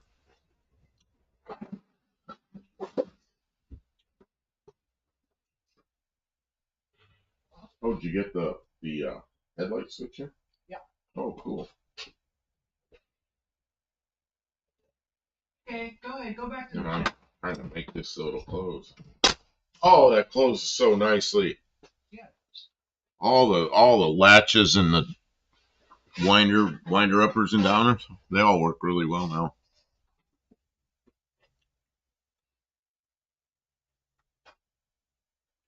Now I'm lost. Harry. See, I drive a Fairlady. I would not drive a Cedric. I wouldn't drive a Zephyr. She goes, I wouldn't drive a Zephyr. Them things are dumb. Yeah, Cedric's a nice car. Always seen it. 2 Hex. Was it a Nissan Skyline? You know, it could have been. Who? Yeah. I mean, you were there. It was all the way down near the entrance to the racetrack, parked in the grass there, and it was a right-hand drive. It could very well have been a Skyline. I don't remember now, but it was just sitting there. A pretty clean car. I maybe took a picture of it. I don't know, but it was a interesting car to see there. So, Jeff, do you know whose Nissan that was? Quake run the Hippie Lawn. Hippie Lawn's here. Quake won the cereal war with. I guess you were here earlier, and I don't know. My head's not with it tonight. Quake won the cereal war with Quisp. Quaker. Oh, Quaker. I see. Yeah, that's he left the R off, but it's a typo. Tavo, we had the Cedric down here, but that was renamed the 240C and the 260C. Oh, I see. Ari says all of it looks like a tiny Monaco. Let's see here. Olive says 2X. Cedrics and Glorious were like the bigger coupes. You know what it was? It was a Gloria. Now that she said that, I remember it was a Gloria, I think.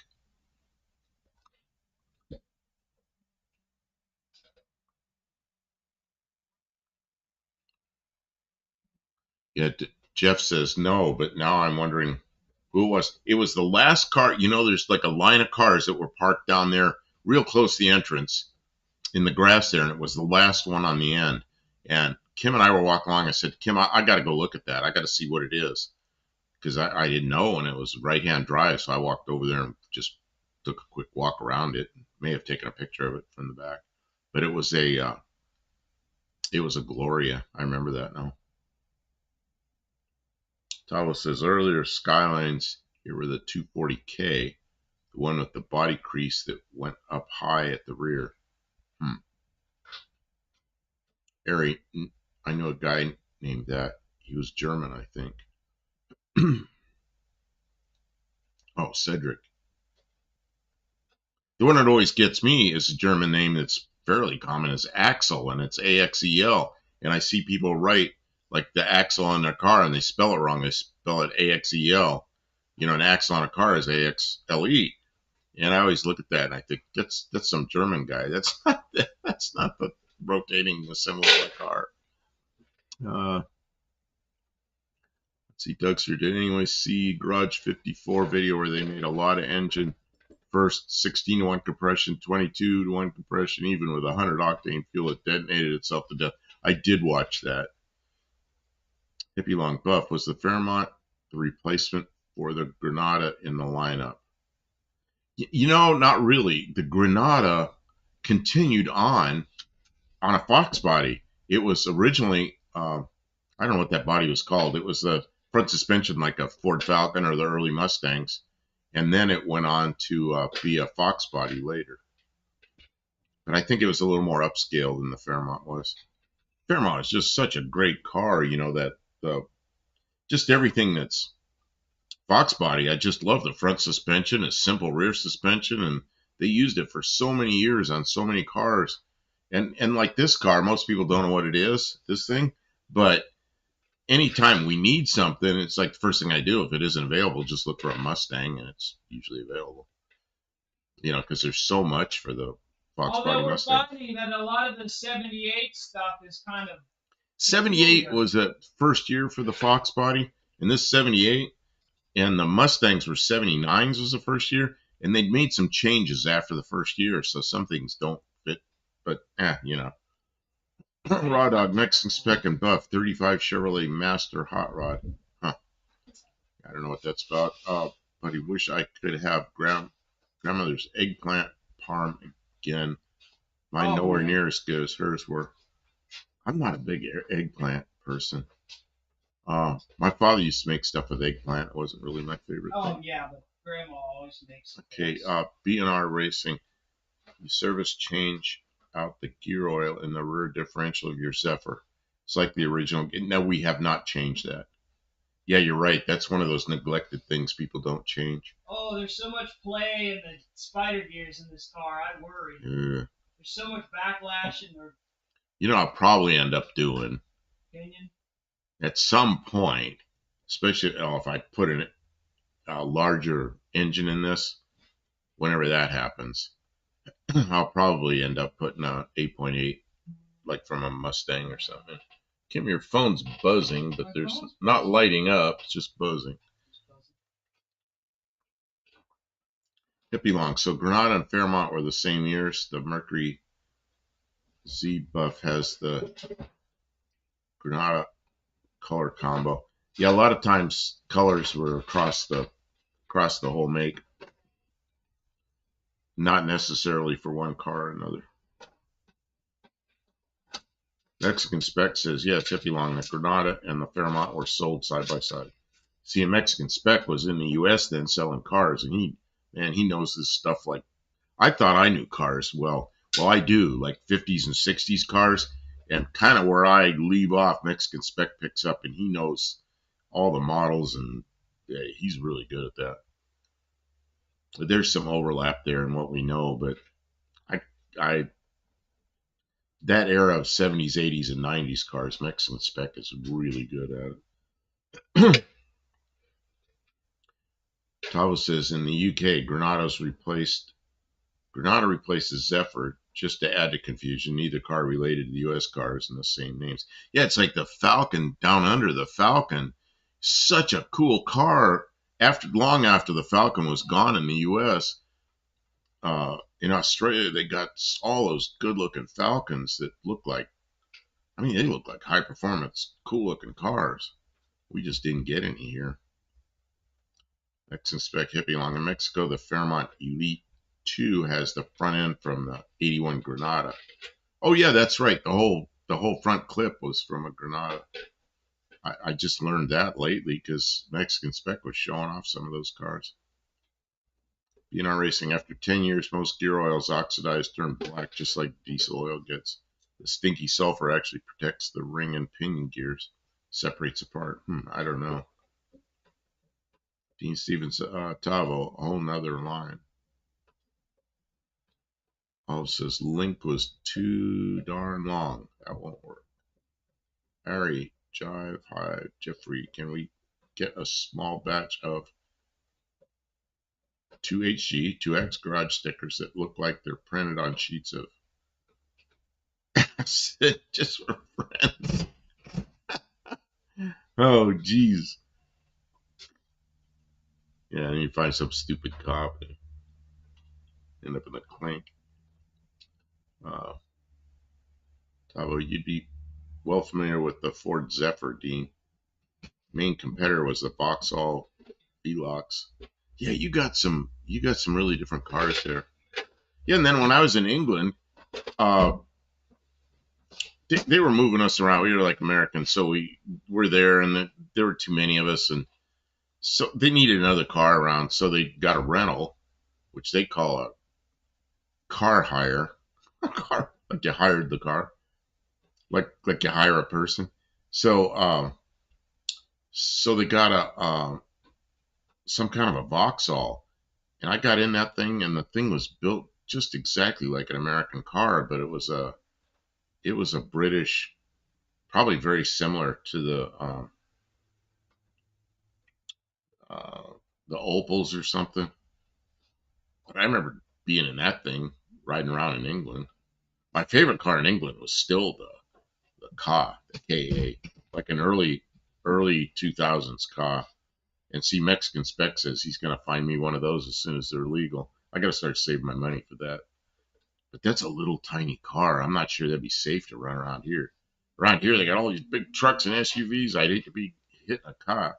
But I like those cars. I mean, it handles so good. And the one that my friend had in England had a leather interior in it. It was a really upscale Ford car. Mexican Spec, I don't understand this love for Omnis. They were crap from day one. I don't know. I had one. I really loved that car. It was a nice car. Mine had, I don't know if it was vinyl or leather, but it was really soft vinyl probably. I liked that car. Mine had the 1.7 Volkswagen engine core, and then on the outside of it was all Chrysler stuff on the outside of that engine. Mine had a manual transmission, so I sort of would gravitate toward manual cars, but now good luck finding one, you know. Pretty car found a need Mustang parts. Car for a complete V8 drivetrain. Yeah, yeah, I'd like to find a Mustang GT that's flipped over or something. Hippie Long, Bob Glidden made Fairmont's very cool. Patrick Sullivan, I thought I knew cars too. Mex says, forgot that I ever knew you. Yeah, he's got his cars straight, doesn't he? And then he knows all the Mexican ones, all the stuff that's different down there. And sometimes I see a Mexican car and I go, whoa, look at that. It's like they put a Mercury front on a Ford, or they, you know, and if the lines on the side are the same, they used it, you know, and it looks like it belongs there. It's pretty cool. Dean, oh, that was low, Tavo. Oh, I missed something. All Vauxhall guys know Zephyrs are better because Vauxhalls rust while you look at them. Are they? They had it's like the Vega. You remember the Vegas? I don't know. I remember them well. Of course, that was the '70s. But Vegas, yeah, you could watch them rust. Even in California where it was dry, they rust and fall apart. Uh, I had a Vega wagon, and you could put your hand flat upside down on the dashboard, and nothing rusted there except Vegas. You could stick your hand under the windshield and touch the front of the windshield because it was completely rusted out. Never seen anything like that before. BNR, it's got to be nasty at gear oil in the Zephyr, original 1978. Yeah, it could be. Yeah, we should probably get rid of it. Mexican Spec, no street car for you, Buff. I remember driving that car around. It was just a sporty little coupe. It was just so fun. You know where we were? We went out and flew. Uh, uh, uh, it was supposed to be this huge drone that was electric, and it is solar powered. It went up to like 70,000 feet. But they had a scale model of it that was like 40% or 50% size, something like that. We went out to an airport and flew it out there, and it's the same airport. It was where Top Gear did all their video work. So we were at that airport, and it's a big airport, and I drove that car around that airport. It was just such a fun little car. Manual transmission, leather interior, just you get in it, it smelled good, smelled like a luxury car, but it was a little car that just go through the gears, it drove nice. It's like, man, well, I was really liked it. And the guy that owned it, I said, man, I love this car.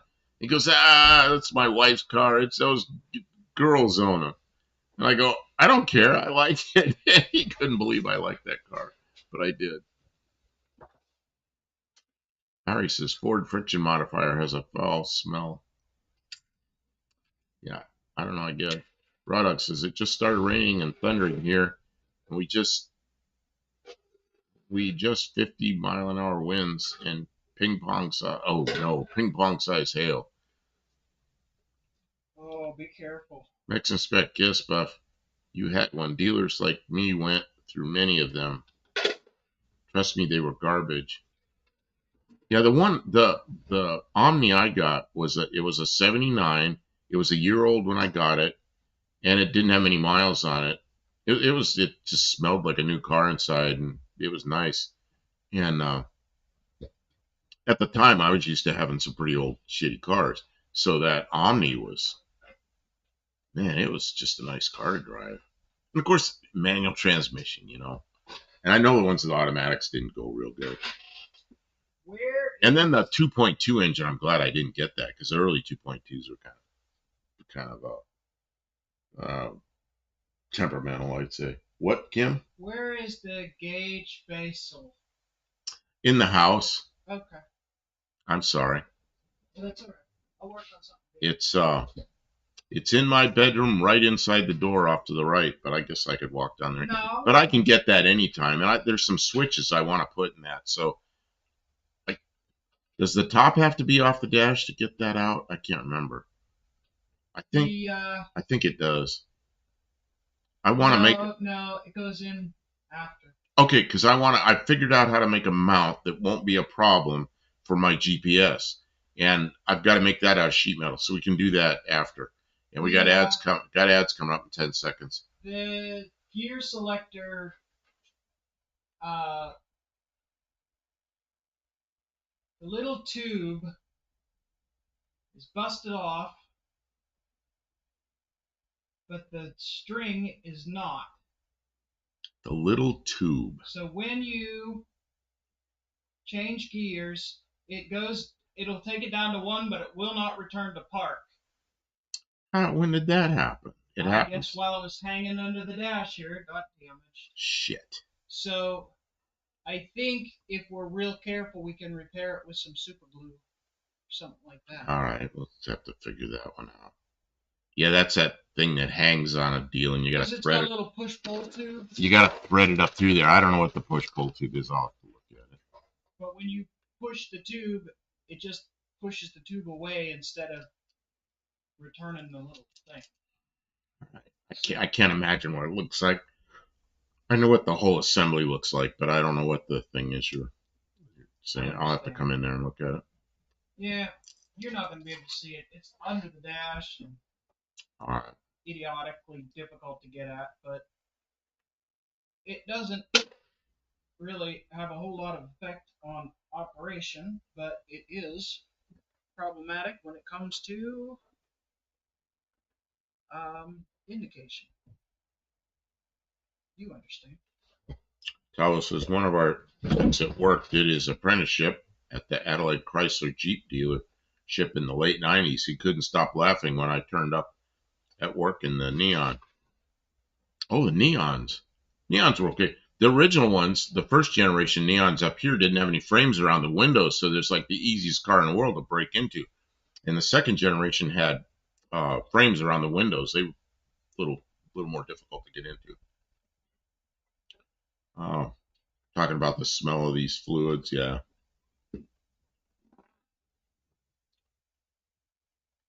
Raw Dog, what's your favorite manual car from the 70s? Oh, man, from the 70s. 70s. I'm not sure. Got to think about that one. I mean, 79 Mustang, I suppose.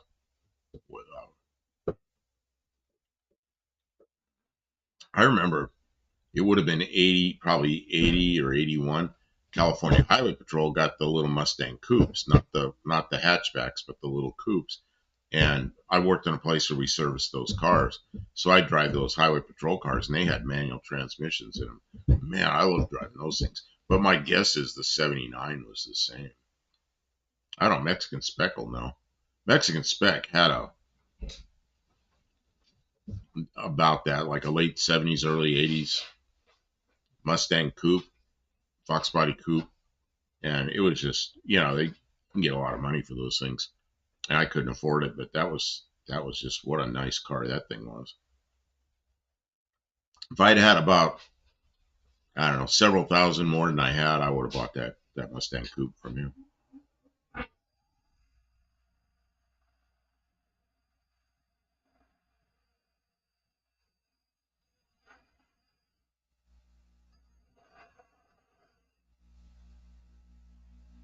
Eric says, I gotta wait for the grinder. Eric says, I think we should go back to whale oil. I think we should start hunting orcas. I think some of the old headlights look like whale oil lamps. You can hardly see where you're going. Raw Dog, let's talk Major League Baseball. Why? I don't want to talk about that. Tavo, JB Weld, not super glue. I think he's right. JB Weld, not super glue. Yeah, maybe. Oh, Raw Dog says, I'm a Brewers fan. Tavo, my Neon is second series with the window frames. Yeah. He just couldn't believe there was still one on the road. And hadn't had a date with a crusher. And yeah, I don't see him around anymore. I was up in Ohio and I went to a racetrack one time, a road course, and they had some class of cars, and I don't know if it was 4 of those or those just fit in it, but like almost everybody was racing Neons, and man, they go through a corner and then they go this way, and I'd see them lift up. The rear wheel would actually be off the ground as they came through the turn. I remember watching that. Yeah, Mexican Spec says the blue one is still available. Start playing the lottery. Man, if I won the lottery, of course you got to play the lottery to win. But if I had a big old chunk of money, yeah, I'd be after that car. That's the first thing I do is hey, I want that blue Mustang. Just what I need. My former wife came here for a couple of days, and the first thing she said, she looked around, she goes, "Do you have enough cars now?" The yard is just full of cars. I said, "Well, those are our projects." She goes, "You want to make some money, sell those cars." I go, "No, those are our projects." She used to tell me, "Sell your tools so you have some money." I go, "No." Took me my whole life to build up these tools. I still buy tools. Hippie Long in 1983 used JB Weld and cigarette foil to repair my side case in the middle of nowhere. Lasted till this day. Yeah, JB Weld is a pretty good epoxy with iron filings in it or something. That stuff's amazing.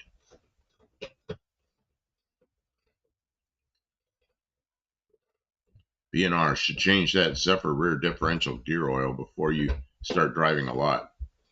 Won't be easy to find parts now if it burns up or fries up. Really old gear oil is death.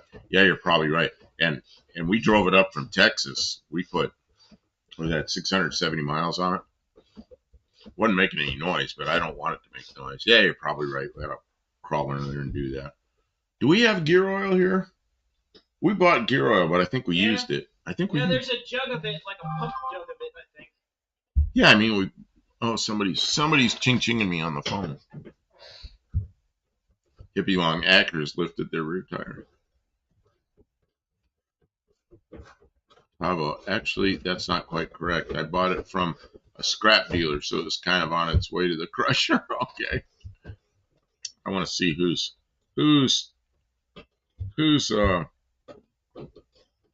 oh, Oh, it's my former wife texting me. She is home. Oh, that's wonderful. Thank her for visiting and tell her we're glad she's made it safe.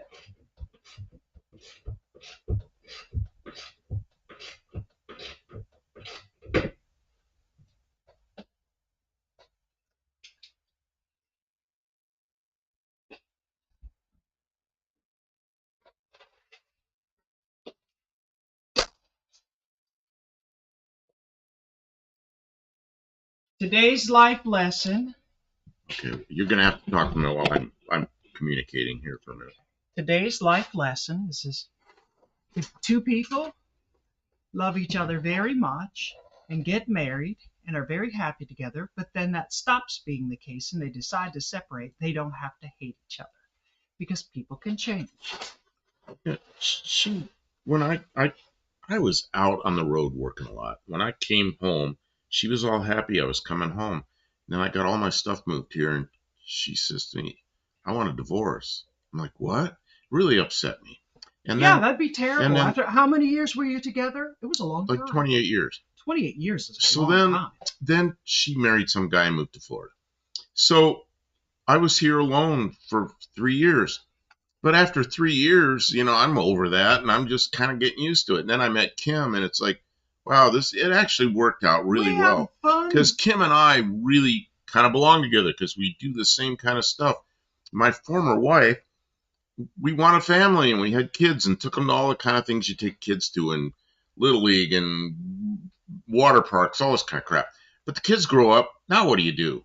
Well, we really don't have anything in common anymore, Well, obviously, both people have to agree. And it's harder when there's like abuse or something like that warrants the separation. But it is possible for two people to just separate and go their own ways because it's time in their life. So Kim and I, it just works out well. Okay, I gotta. My separation, on the other hand, was kind of terrible and really painful. But I don't really. I can't say I don't. Harbor ill will. Right. I don't harbor ill will. I don't want her to have a bad life or bad things to come to them.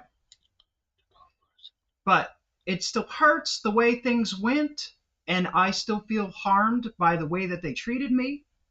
But I want it to be over and move on for both of us. I don't want to harbor the ill will because I don't think that that's a healthy. Anyways, so it's a little awkward having his ex-wife come and hang out with us for a couple of days. I'm trying to write and it's autocorrecting and making it stupid. I'm sorry. Drove all the way here from Florida to bring us chicken coop. Chicken coop, yeah, that's which we may give away. Does anybody want chicken coop? That'll be the points. We'll give away a chicken coop.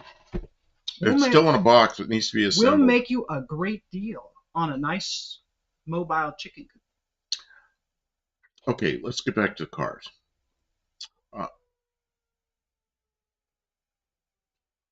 I hear sirens outside. Tawa says my ex is now my absolute best friend. Well, my former wife, I don't know, we're not best friends, but we're certainly get along just fine. She took us out to lunch one day and we just had a good time and went to an Italian restaurant. It was pretty good.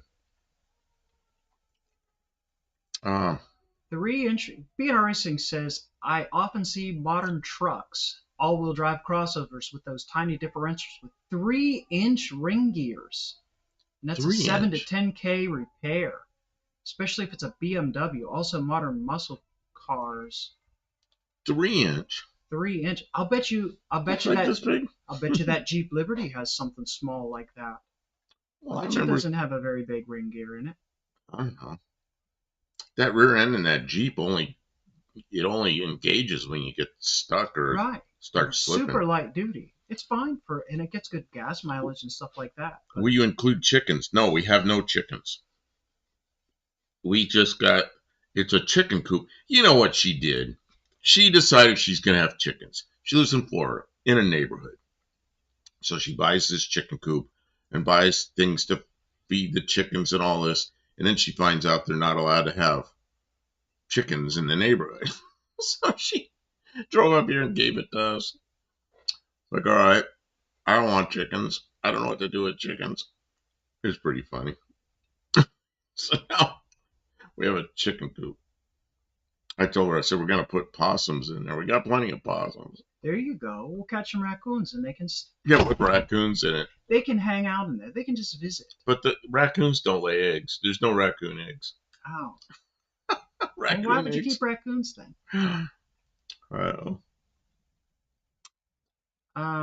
Yeah, it's a mobile chicken coop is what it is. It's one of those ones that has wheels, and you roll it along, and then you set it in a different place in a different patch of grass. And then you move it here, and you move it there, and you move it there, and you eat all the bugs and crap out of the grass. So the so mobile ones are good for bunnies, too, because bunnies eat I hadn't grass. thought about that. It's just, we want the freedom of being able to just go somewhere. You don't have to go find a neighbor down the road somewhere and go, oh, yeah, can you take care of our chickens while we're gone? You know, so. We could just take them with us.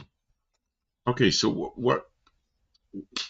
what's going on with that? I wasn't in there paying attention to the car. I was over here. A movie ad. Dougster, what kind of movie? That's too big. Become an egg cartel. You know what? Eggs are not expensive here in Tennessee because they can get them kind of locally. They're still like $9 for a dozen of them. No, they're not. Oh, what are they? Like 4. Okay, yeah, because we don't buy many eggs, so I don't know. There's too many local producers here, and there's too much agricultural land. If they were $9, people would be producing fast. It's a Dean Stevenson says a Rolls-Royce jet turbine might meet your needs. $420 for 2,000 horsepower. This is when I went in the Air Force. You could choose the job you want, and if they had it available, you'd get it. And I saw a jet engine mechanic, 18-year-old stupid kid, and I didn't know anything about the military. Jet engine mechanic, yeah, that's what I want to do. And the reason I chose that is I figured I'd learn how to work on jet engines, then I could buy a jet engine, go out and set the land speed record. Well, I'm smarter than that now. I don't want to go supersonic on the ground. That's pretty stupid. So anyway, that's why I chose the career field. It's pretty funny. So, buy a jet engine and build a car. Scare the crap out of yourself. Hippie Long says, take it to the farmer's market. Someone will buy it all. You're probably right. That might be a really good idea. It'll go to somebody who really wants it. Yeah, if whale oil comes from whales, olive oil comes from olives. Where does baby oil come from? Uh-oh. Well, it's like you buy cheese. Ask AI. Cheese that's processed. It says cheese food on it. It's like you give cat food to your cat. You give dog food to your dog. Is cheese food? Is that what you feed your cheese with? Is the cheese food? Lester says, raccoons got in my attic and tried to claw through the kitchen ceiling. They will absolutely claw through a wall. They don't care. I had a dog, a beagle, that would chew through walls. He chewed into the ceiling.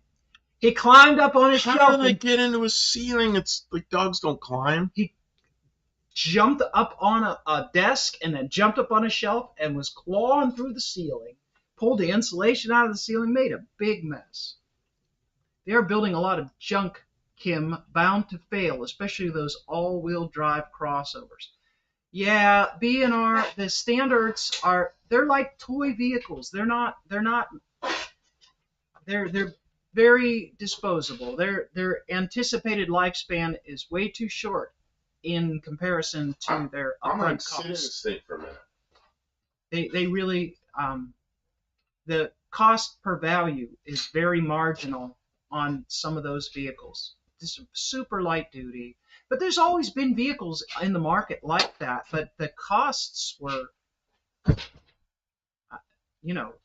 it's all the gimmicks and gadgets and stuff now. I don't know. New car buyers are they're not looking at longevity like it used to be so important, and now they don't think about it. I don't know. Because the people like us, we don't buy new cars, so they build them to meet what the new car market wants. Live traps are your friend. Just relocate them. Yeah. Well, who wants a bunch of raccoons? Where are you gonna dump them? I don't know. I don't know what to do with them. Snow White Patrol Atom.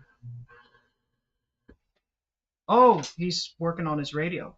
Well, you know what? Something over there is causing a big old hum because it's where there's a station. I could barely hear the station, and anywhere there's no station, I hear like some kind of piece of electronic stuff. Oh. Hippie Long says baby oil is imported from Australia here in the USA.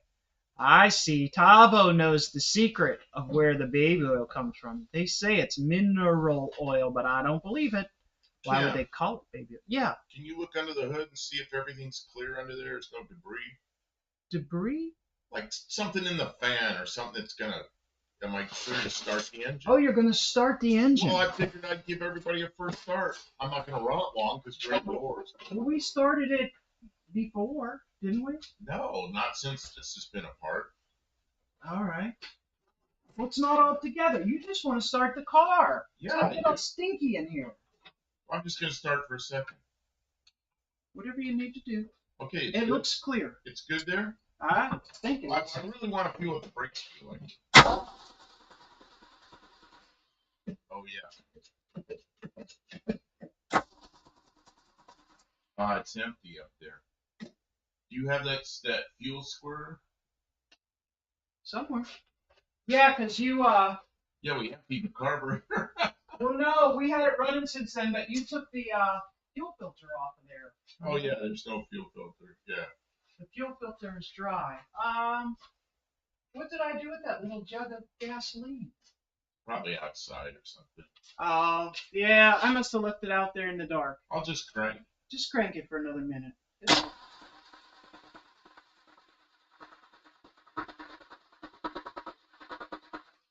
Go ahead.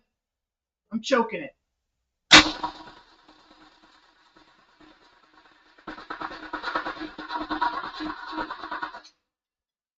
Something's wrong. Probably no fuel up there. Where did the fuel go? I'll go get the fuel. I don't know. It looks cool. All the lights light up in here and everything's almost back together.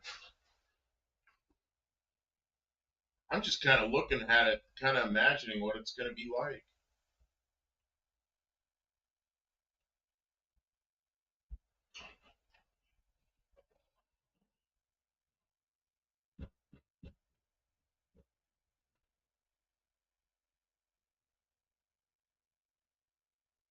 Sorry about the interruption, everybody. I want to see my car start. And I figured you might want to see my car start. Sure it's in park? Well, I think so. The thing says park and Okay, the that's lever's good. way up there, so I don't know. It's good then.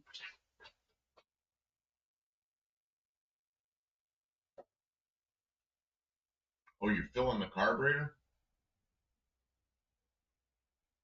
Yeah. Just shoot some down the throat. It's good. It got in there. You got some down the throat? I'm sure, yeah. Okay,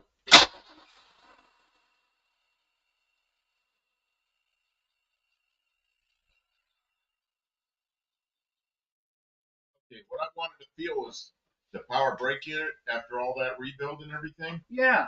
It feels like a new car. It doesn't feel like the brake pedal's way down like it was. Excellent. It's just perfect.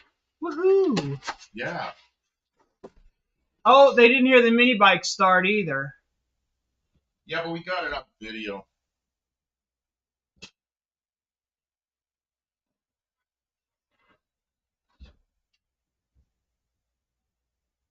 Well, the noise filters hide a lot, but why is that not starting all of the sudden? Well, he had the fuel line off to put a new fuel filter on, and I think it's been sitting for a couple of weeks, so I think all the gas evaporated out of the carburetor and the fuel filter. So did you shut it off, right? It didn't I shut it off. Yeah. Oh, it was. Yeah. It's fine now. It's idling perfect. It just needed to fill up the fuel system, hopefully. Once she filled up the carburetor, it started right up. Dean Stevenson says the crossover point was 1996. The RAV4 is the worst to work on, in my opinion, B&R Racing. The four-wheel drive versions of the 4.0 single overhead cam Explorer Ranger. No, I haven't worked on much of those. Oh, what's here? Oh, your jacket. To compare, Farley's Fairmont starts when you touch the key. Well, now that it's been started, it'll start real easy again. Oh yeah, it'll just crank it. As soon as she filled the carburetor, she put gas in. What'd you do? You put it in the vent and filled the bowl up? Yeah. Yeah, well, as soon as she did that, it started right up. Yeah, and I had the fuel line off, so yeah, it just didn't fill up. Yeah, it was going. The noise filter cut it off, and I started up. Mexican Spec, it started idled perfectly, but we did all that stuff with the brakes, and what I really want to do is step on the brakes, power brakes. Well, before the brake pedal go way down, and then it stopped okay, but it was, I knew it was wrong. Well, now it feels normal, Here we go. We got ads in 30 seconds. Can you believe we're already 2 hours in? We're 2 hours in? Yeah. Jeez. Guess we are.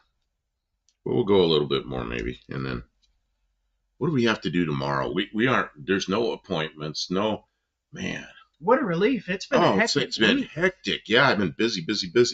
So. Oh no! I have someone coming in at 10 in the morning to put their vehicle is fly-by-wire, so the gas. You're talking over ads. Okay. Give it like 15 seconds.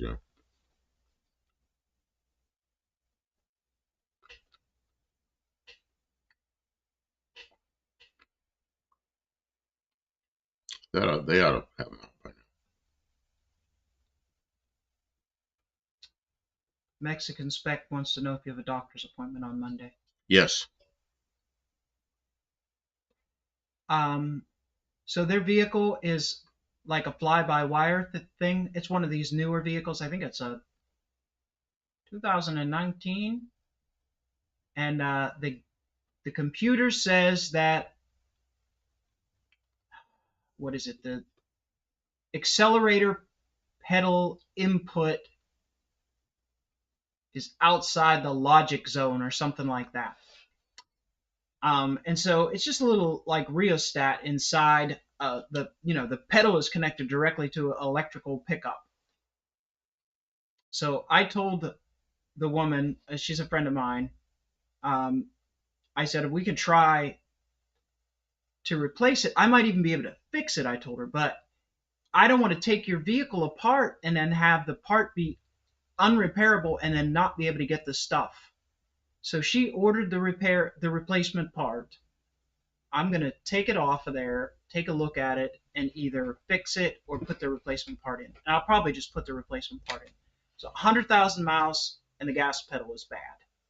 It's just so weird. It seems so strange because how nice it is. A cable that went to a flat. How nice it is to have a cable running up like on this car, or a piece of linkage. Like your Dart. There's a thing that turns like this. It's just a linkage. It works.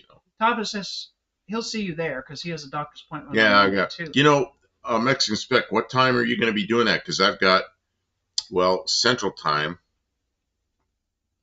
From like 1 to 4. I won't be back here till 4 o'clock Central Time. No, 1. I'll probably be here by 3:30. Oh, Mexican Spec's reminding us that he will be live on Monday afternoon. That's why I'm asking him what time, because as soon as I get back, I'll have to do that, depending on how I don't care how I feel. I'll watch video. Because I'm probably going to get trigger point injections on Monday, which is, usually I feel okay after that.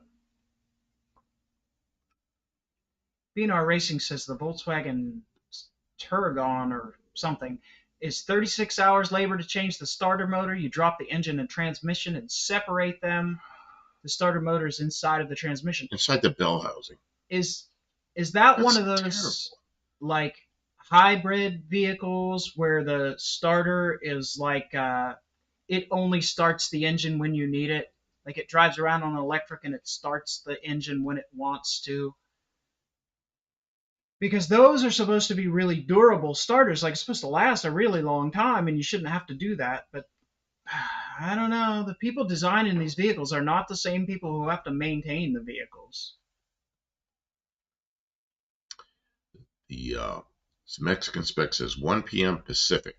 So I'll probably miss the very first part of it, like the first 15 minutes or something. But as soon as I get home, I'll remember. Go look at you live and watch that. You better be entertaining, Mexican spec. I'll drive as fast as I can back from the doctor. Hey, will I be able to take this to the doctor? If you let me finish it, yeah. That's Monday. That means... I think you could drive it right now. It's just missing trim pieces. Well, and the thing is about driving a car like this, you don't do it at night. You do it, and tomorrow's supposed to rain, but I can pull it out tomorrow and give you room to bring in that car you're going to do the fly-by-wire. Because I can take this outside and roll the windows. I can roll the windows up now because it has windows. Didn't have windows. It had a piece of plastic. There's a seat on the roof. Oh, the back. We didn't put the back seat in, and we put the front seat in. I mean, you can do it separate. Yeah, right. It's just like, yeah, okay. I don't care if there's a back seat not in there. I'll drive it like this. But anyway, tomorrow I'll get it out of your way so you can work on that car in here. And that car won't be a long term. It'll just be in here and back out. And then I can pull this back in and finish it. Wow.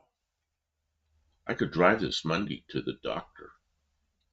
But I don't want its first run to be at night, you know. No. Because then when something happens, we'll be out there at night on the road with tinkering with something. That's not fun. Yeah, that's not so good. Dean Stevens, take medication to improve head performance. I was suggested pills beginning with, we got some kind of max headroom going on.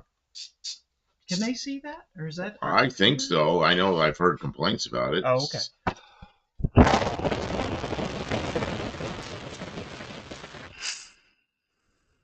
It's ASMR. Anyway, Giving the camera. You can take medication to improve head performance. I was suggested pills beginning with V. I suggested some beginning with X. I don't know. Mexican Specs is okay. They'll be on for a while. The phone will be on the windshield, so my wife's arm will not hurt so much. They found a mount. Sometimes they work, sometimes they don't. Sometimes they bounce. It depends on the car. It takes a little practice to figure out just how to mount something. Yeah, there's two kinds of Volkswagens that sound the same. There's a Tiguan. What's the other one? Touareg? Touareg. Oh, yeah, they call it a Touareg. Somebody put Touareg on there. Yeah, there's a Touareg and a Tiguan. I never heard of a Touareg. Touareg. What is that? I mean, a Zephyr is a wind, you know, and they have all these names of cars. I usually know what it is. They got to keep having different names. What's a Tiguan? That's probably some German something. I don't know. Yes, we see it. Oh, they see the jerkiness too. Oh, Xanax. Ah. Well, if you could prove head performance, let's put that medication in the carburetor. Oh, does it go in the crankcase or does it go in the fuel tank?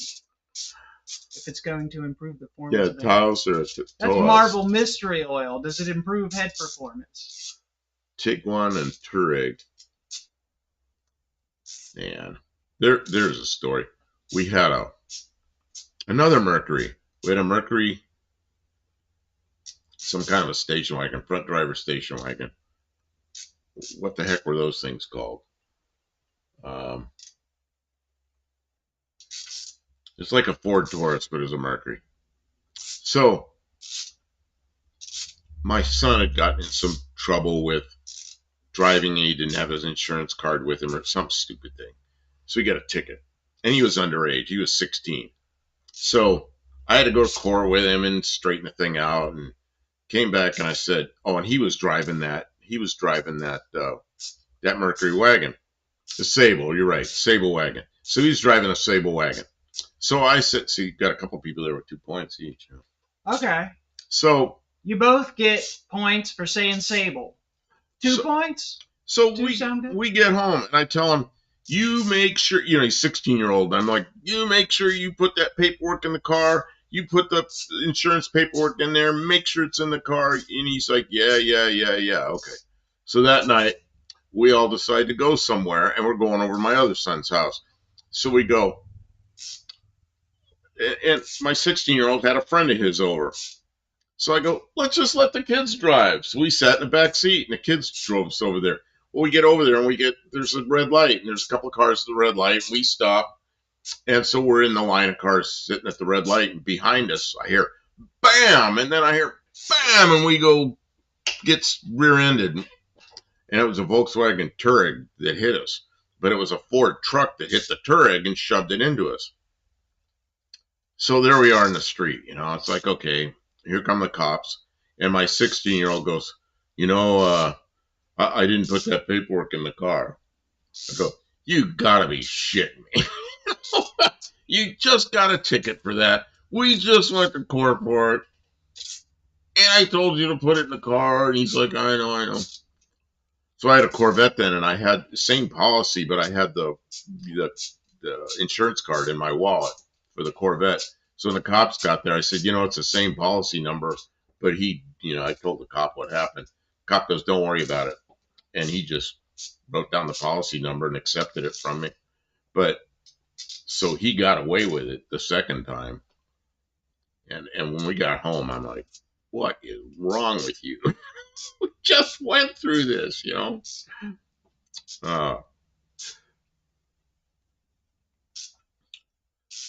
Enjoy yourself. Turissimo carrot. What? Carrotera? I thought that was I looked at it first. I thought it was like Cadillac Catera. Oh, there's a real piece of crap. You ever worked on a Catera? I remember people didn't like them. Well, it's just an odd car here. It's an Opel something, and they never brought the Opels into the U.S. So except for the Catera. So you need parts for it. It was always you got to go to the Cadillac dealer. They don't have them in stock. It's like just trouble. Sounds like fun. Yeah, it's not my favorite car. I liked them when they were working right, but they weren't always working right. They weren't always working right. That makes sense. Carretera is a highway. Like in Russian, Doroga. Doroga is a road. Highway. Doroga. Maybe we should put the air cleaner on the car. We want cleaner air? Yeah, why not? Oh, it's got stuff hanging from it. Like some kind of gasket. That's the air cleaner. Air cleaner gasket. Turissimo just means touring is in Gran Turismo. Highway tourism. Tavo, our only compulsory insurance is for personal injuries, and that's paid at the same time as registration. Oh, okay. So you can't register a car without that insurance. No need to carry papers. Now in the U.S., when I first started driving, which is 1970, you had to have a driver's license. So if you got stopped by the police, let me see your driver's license. Then pretty soon, you had to have the registration with you. So it's like driver's license registration. And then pretty soon you had to have the insurance paperwork. So then it was like I used to say, papers? Because in the U.S., you weren't supposed to have that kind of control. But they do. So now it's like license, registration, insurance. I don't know. They want anything else? Mother's maiden name. There's what? Mother's maiden name. Mother's maiden name. What genitals are in your pants? What genitals are in your pants? Oh, man. Gotta know. We gotta know. Tell us everything. Dean Stevenson, that was a crappy car here, the Ford Mondeo. See, I've only seen the Mondeo in pictures. I always wanted to drive one because I thought they looked okay, but I don't know if it was any good. Him's putting on the air cleaner. Mm-hmm. Well, what we need to do is when it's like tomorrow morning, we will, before it starts raining, if it's not raining, we'll open up the garage and start this thing up so the exhaust goes out. And we got to make sure the thermostat opens and the heater works and all that. And then I'll take it for a little ride up the road back. It's very mild temperature outside tonight, so. Yeah, but I don't want to drive it at night on its first run. I mean, I guess we could open up the door and run and warm it up, but I don't know if we want to do that while we're live. I don't know. I think we have enough things we could be working on. Tavo says, here, the cops have all your details before they flick on the lights. Enter the registration, their computer in it. Yeah, same thing here. They know when they stop you if you have insurance and all that, but it's a game. They want to see the paperwork, and you got to perform. And if you don't perform, they got you. Gotcha. They already probably know how they want to act before they pull you over. You know who Mexican spec. I got contacted by a guy that wanted me to transport his 2000 Rover 75 to the border for crossing. Does anybody know what that car is? The 2000 Rover 75. Ooh, maybe somebody will know. Is it a Mexican spec car? Where the heck is it? Or where's it from? I mean, it's probably English, but Dean Stevenson says 2.5 liter V6. Dean Stevens, yes, a very unreliable Rover made in the last days of the BMW era. Oh, man. Dean Stevens, not good to hear. I have to drive it 700 kilometers. Yeah. Take a tow bar with you. Mexican spec, as much as this you're doing, you need a tow bar or a tow dolly or something. Yeah, you can go down the road with your 63 Plymouth with a tow dolly behind it pulling these cars. Can you get a trailer and a 3/4 ton pickup? You know, I towed so many cars with, of course, they were front drivers mostly with a tow dolly. And I pulled all those cars I moved around the tow dolly were with a, what is that thing called? The small Chevy van, the Astro van. Have you ever thought about getting a more setup to go with Mexican spec, or is that really unmanageable price-wise in Mexico?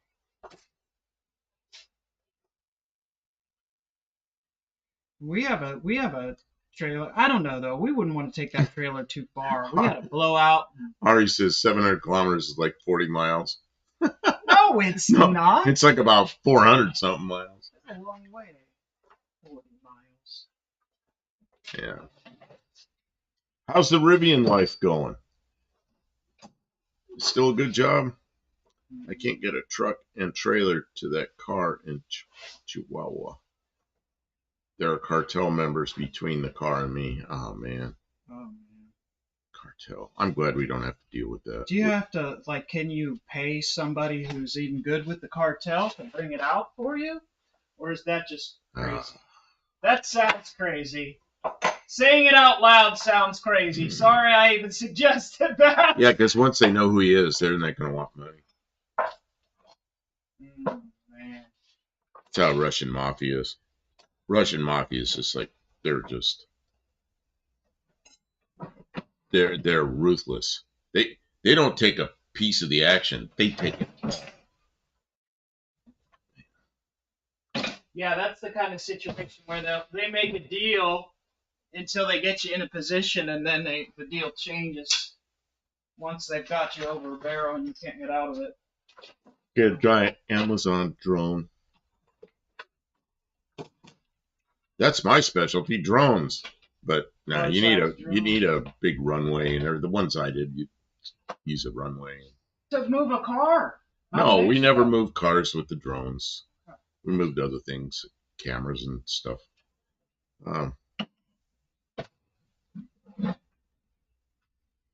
Oh yeah, Dean Stevenson says if you need any help, I can get a piece of info beforehand. I didn't want to say it was a cartel area.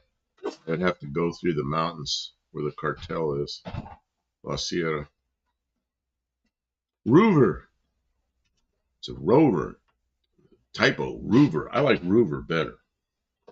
Rover. Rover sounds like a fast car. Rover. 75. Looks like a Jaguar S-Type. Jaguar. There you are. Oh, is it right-hand drive? Oh, yeah. Drive through Mexico. Right-hand drive. That's like driving here with right-hand drive.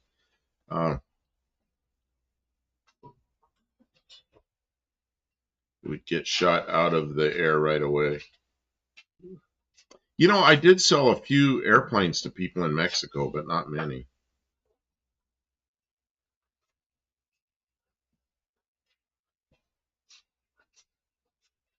The seller is checking all the repair history to see if timing belts are replaced. Yeah, you want, that's the kind of thing. Time change and doesn't get done. Yeah. What is that piece of wood from that real nice piece of wood? Oh, it's got a thing in it from a grill. Yeah. That's just a nice looking piece of wood. It doesn't look like Not too bad. most of the crap we have. Let's see, Mexican spec. No right-hand drive cars are not sold in Mexico. We drive on the correct side. Oh, I just didn't know where the car came from. You know, it might be an import. Dean Stevenson, it's not really a BMW 5 Series. It's a front drive except for the MG version, which is a 4.6 single overhead cam. 4.6, is that the modular engine? Same thing we have, I guess. That's what my van has, a 4.6 modular engine. And her Ford van has, what size is your V6, Kim? What size is my 4. In my van is a 4.2 V6. 4.2, okay. And that is the same as 351 Windsor for Bellhouse. Paul Pajui's here, just stopping by to say hello to everyone. Well, hello. Welcome. Dean Stevenson, so it's most likely a good one. Left-hand drive is preferable. Germany bought a number of them. So that's an unusual car in Mexico, huh? Yeah, Kim, tomorrow I can pull this outside and get it out of your way. I'll just put the seat in the back, I guess. I just put the stuff in the back and move it outside, and you'll have room to work on your whatever that thing is. Some kind of goofy car. Yeah. It's a Equinox, right? No. Oh, it's not an Equinox. It looks like that. I thought it was an Equinox. Some kind of some little SUV. Some little SUV with some SUV with a fly-by-wire throttle. Yeah. It's no longer flying by wire. I told her, I said, I can't promise it'll fix it. I can only go by what the computer is, but I'm worried. I don't want to take your car apart. Can't we just put a cable up there? And then you'd be stuck here without it working. Yeah, that's the other thing. Probably needs it. That's the other thing. You take it apart, and then what if it doesn't work? Oh. And the other code it gets is an oxygen sensor code, and I said oxygen sensor doesn't make it run like the symptoms you're talking about. So it's something with the fly-by-wire system, and it's saying it's a bad signal. The logic from the throttle gas pedal sensor is wrong. So I'm trying to put. Oh, and it's like putting toothpaste back in a tube. I looked up the code, and it said that it was probably it replaced the gas pedal was basically what the first, just replace. That's what the whole diagnostic is swap parts. Just buy some parts. Buy new parts.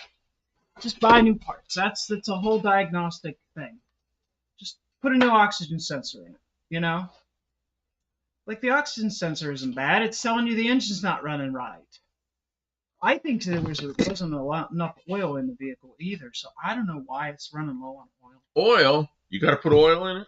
Yeah. My brother, his first car was a 1950 Chevy. And that was in 1971, so this is kind of an old car. And, they had Babbitt bearings, and they had dippers that would, as the crank went around, it would dip oil and splash it around.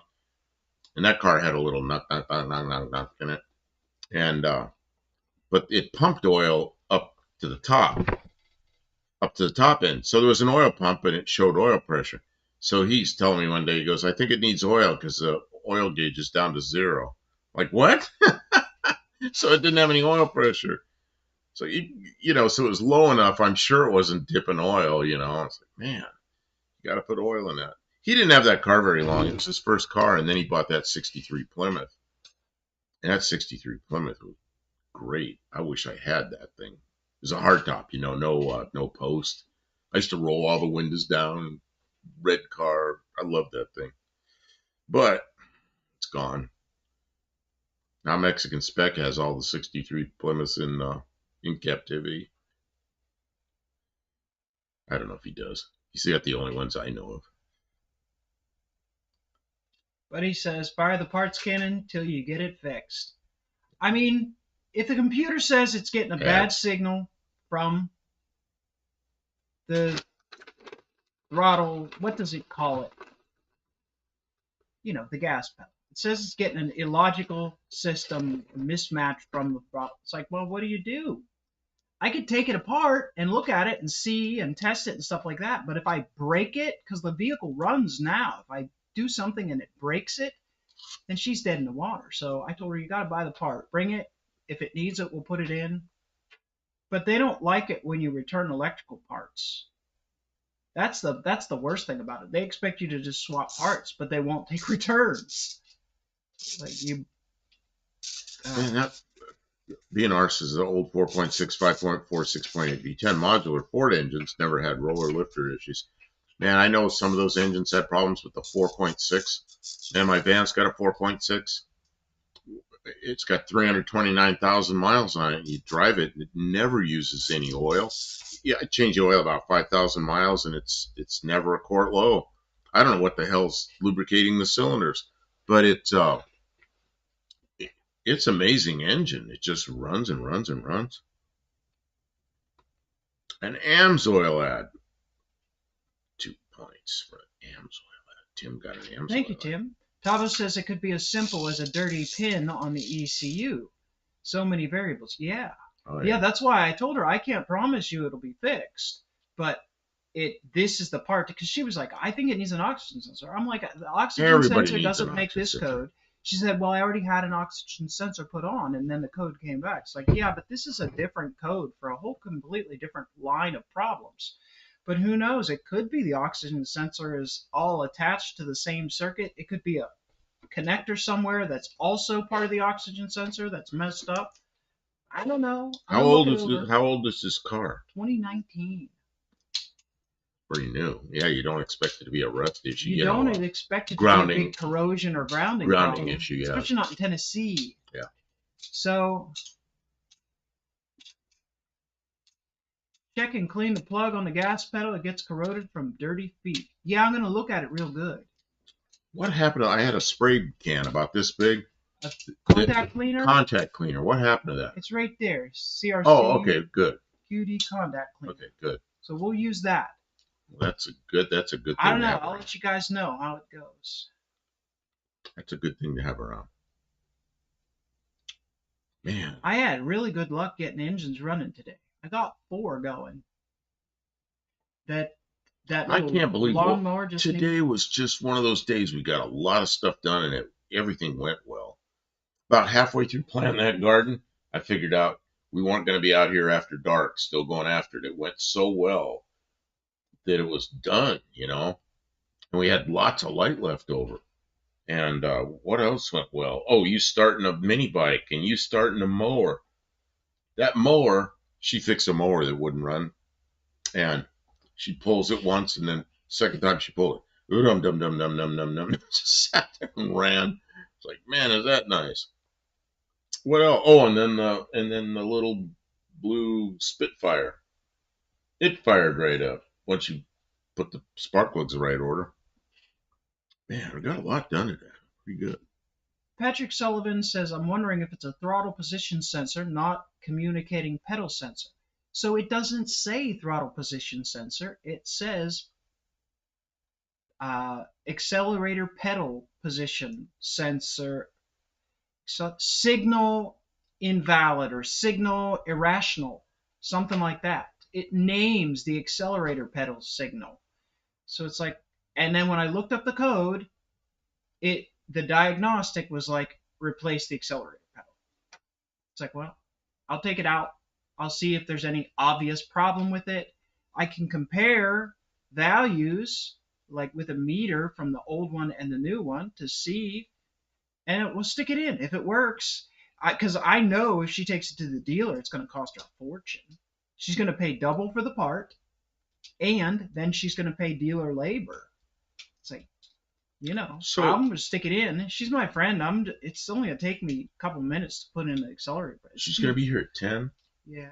Oh, yeah, I should be able to get up by then. We do a lot of late night stuff, and then we sleep late in the morning. So it's like, but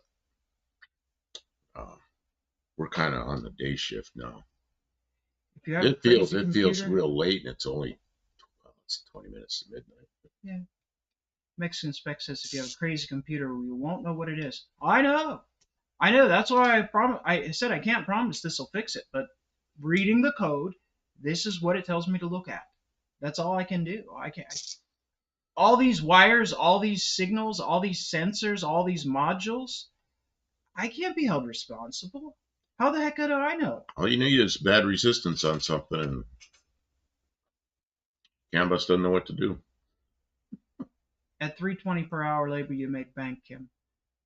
No, this is for a friend. I'm not charging them. No, we don't charge. We don't do commercial repair work. She's having a tough time, and I know that she doesn't have the money.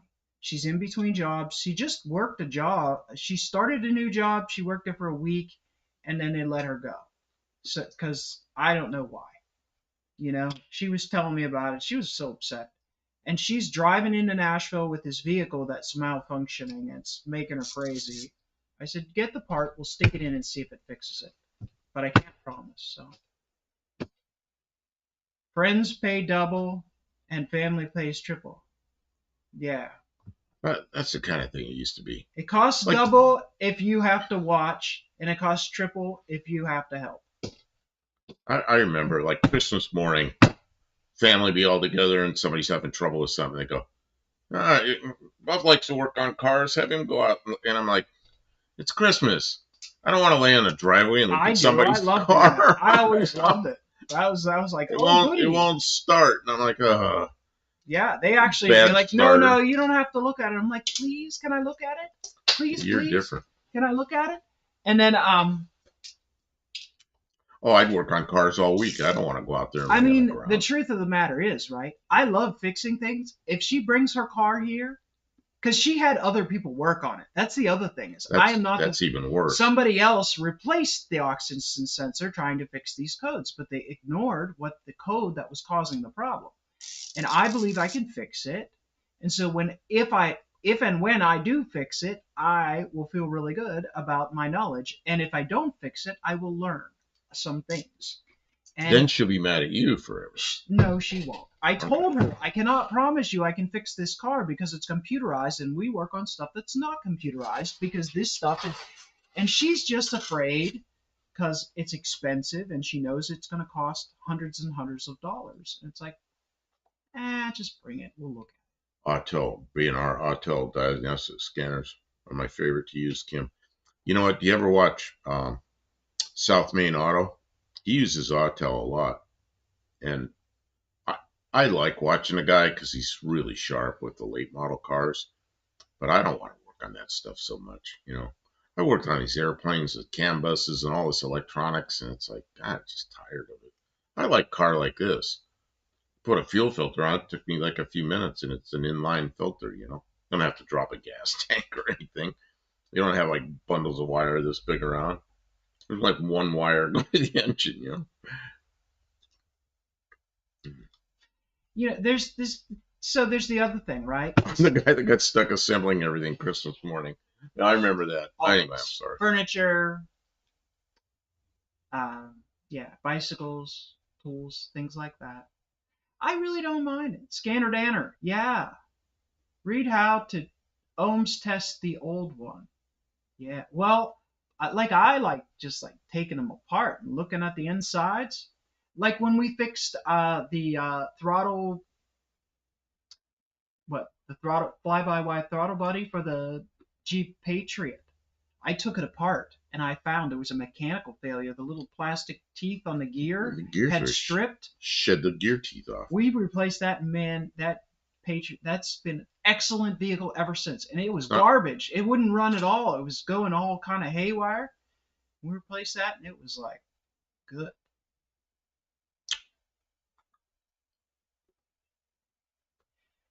Honestly, Kim, tell her to sell that garbage and buy a manageable car. Well, that's the thing. What is a manageable car now? Because something like this, 78 Zephyr. it's not a manageable car. No, for most people, this Where would are be a you going real to headache. take that to get work done on it? The young kids who work on cars now, they don't know how to diagnose stuff on this. They don't know what carburetors are. They plug in the computer. It says, change the throttle. This is the code. Change this part. And they change that part. They don't know how to troubleshoot like we do. You know. They will trip right over the problem to swap a part.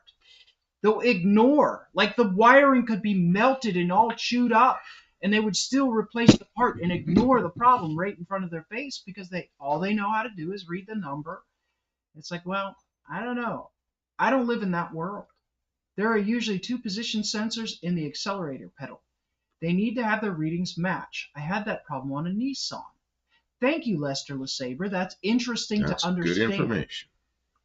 They need the readings to match. See, that's why it would explain that it says illogical or It was telling me that there was some kind of logic error with the accelerator pedal, so that would make sense. There's 2 readings, but that would also explain why the vehicle still moves, even though it's erratic and low on power or something like that. But the other thing is when she shuts it off and then turns it back on, it resets. It works okay for a little bit too. But, if you're in traffic trying to get home from work, you don't have to keep pulling over, shutting your vehicle off, and turning it back on. Tavo, I should mount a dummy OBD2 plug in the Valiant, is whatever that is, 1970-ish car. And take it with a hidden camera. Yeah. Well, I don't know if you ever, a lot of us are old enough to remember a show called Candid Camera, and they put a camera on somebody and play tricks on them, and they do something stupid. So, where was I going with that? Oh, there was one where they had a woman. This is back in the days when you go in to get gas and they check the oil and they check the tires and all this. So they push her. They got a Chevy. It's got no engine in it, but they got the front end tied down so it's sitting level. And it goes downhill and she pulls into the gas station. She's like, fill it up.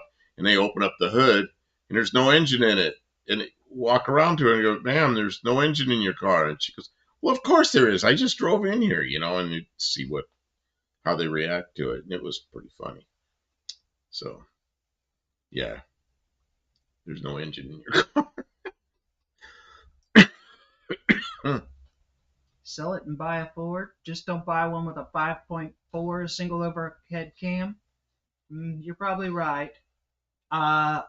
It would be really funny if they had a little computer. It was like Bluetooth that you could mount up under the dash and hide, and have that OD diagnostic port, and then you could watch on your camera. And when they hooked up to it, you could give it. Oh, you could change it. You could change what was going on. You could be like flux capacitor error. You know what I mean? And like every time they turn a key, you could give them different errors and just blow their minds. And they'd like lift the hood. They're like, "Where is the flux capacitor?" It could be like muffler bearing. You could give them all the dumb like codes that don't make sense. That'd be great. That would be so funny. Although I don't think most regular people would get it. But most regular people wouldn't get it. But car people would love it. Tim says that the kids at the parts store are lost if you can't tell them what the part is for. For those parts that go to Napa, the old guy knows all the parts without the computer. Yeah, it's not always Napa. Napa is good for that, though, is hiring the old guy. Yeah, I don't know the people in the Napa store here. Your local parts stores, you just have to find the one that has the good people. You almost have to know when they work. I went up. Don't go there in the. afternoon because they have the dumb kids in there. I walked in a local one and I was looking for some primer sealer, and I could see the primer, but no, and I'm standing there looking at all the spray paint, and I don't see the primer sealer. And this guy comes over, "Can I help you?" And I said, "Yeah, I'm looking for primer sealer." And he's like, "What year and model?" I'm like, wait a minute, wait, it's spray paint. Doesn't matter what year and model, but that's what he's trained to ask. It's like he's gonna go over the catalog and look for year and model for the spray paint. I guess I don't know what he's thinking. $100 each. Benar says, I used to have a large group of friends with classic cars and muscle cars to work on. Now just a handful a few times a year. Most everyone has late model stuff. Yeah, people pick and choose, Kim and Buff. Oh, I love my older cars. I mean, I appreciate having an appliance that I don't care about. That if something breaks, it's just like, well, it's a soulless piece of electronics. Olive says, had a parking lot call down here, thought I was well into the diagnostic process on a Honda before I noticed a major fragment had blown out of the plastic radiator cap on top. Oh, Tank. that. But your eyes are open, and you did catch it. That's how it goes. Sometimes you're halfway into replacing this thing, and you realize, wait a minute. See, I like the old brass and copper radiators because I pull them out and I fix them and put them back. Yeah, but that's like ancient But that's history. ancient history now. Yeah, I know. You just replace the whole thing. At least you can get aftermarket radiators that are all aluminum now, because those old plastic tanks were garbage. Yeah, I got aluminum radiator in this one, but I would prefer to have a radiator I built, but just getting the parts now is hard. I can do it, but outside we got that Corvette radiator somewhere. Yeah. I want to put that in a safe place. Okay. Because if I ever put the Chevy in this, yeah, I want to build a radiator with those tanks and put it in. Or we got all those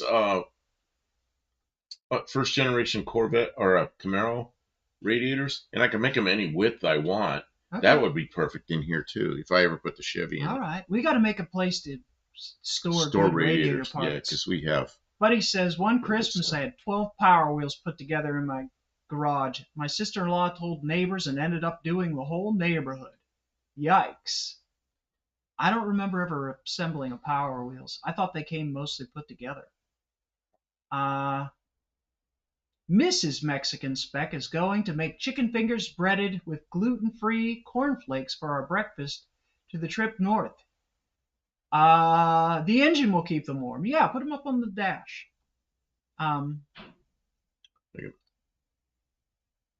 Mrs. Mexican Spec. It's like Dr. Go and Mrs. Go. Mrs. Go. They're nice people, man. They came to our rescue that day. Well, Dean says make the ODB2 only connect to the Venetian blinds in the back.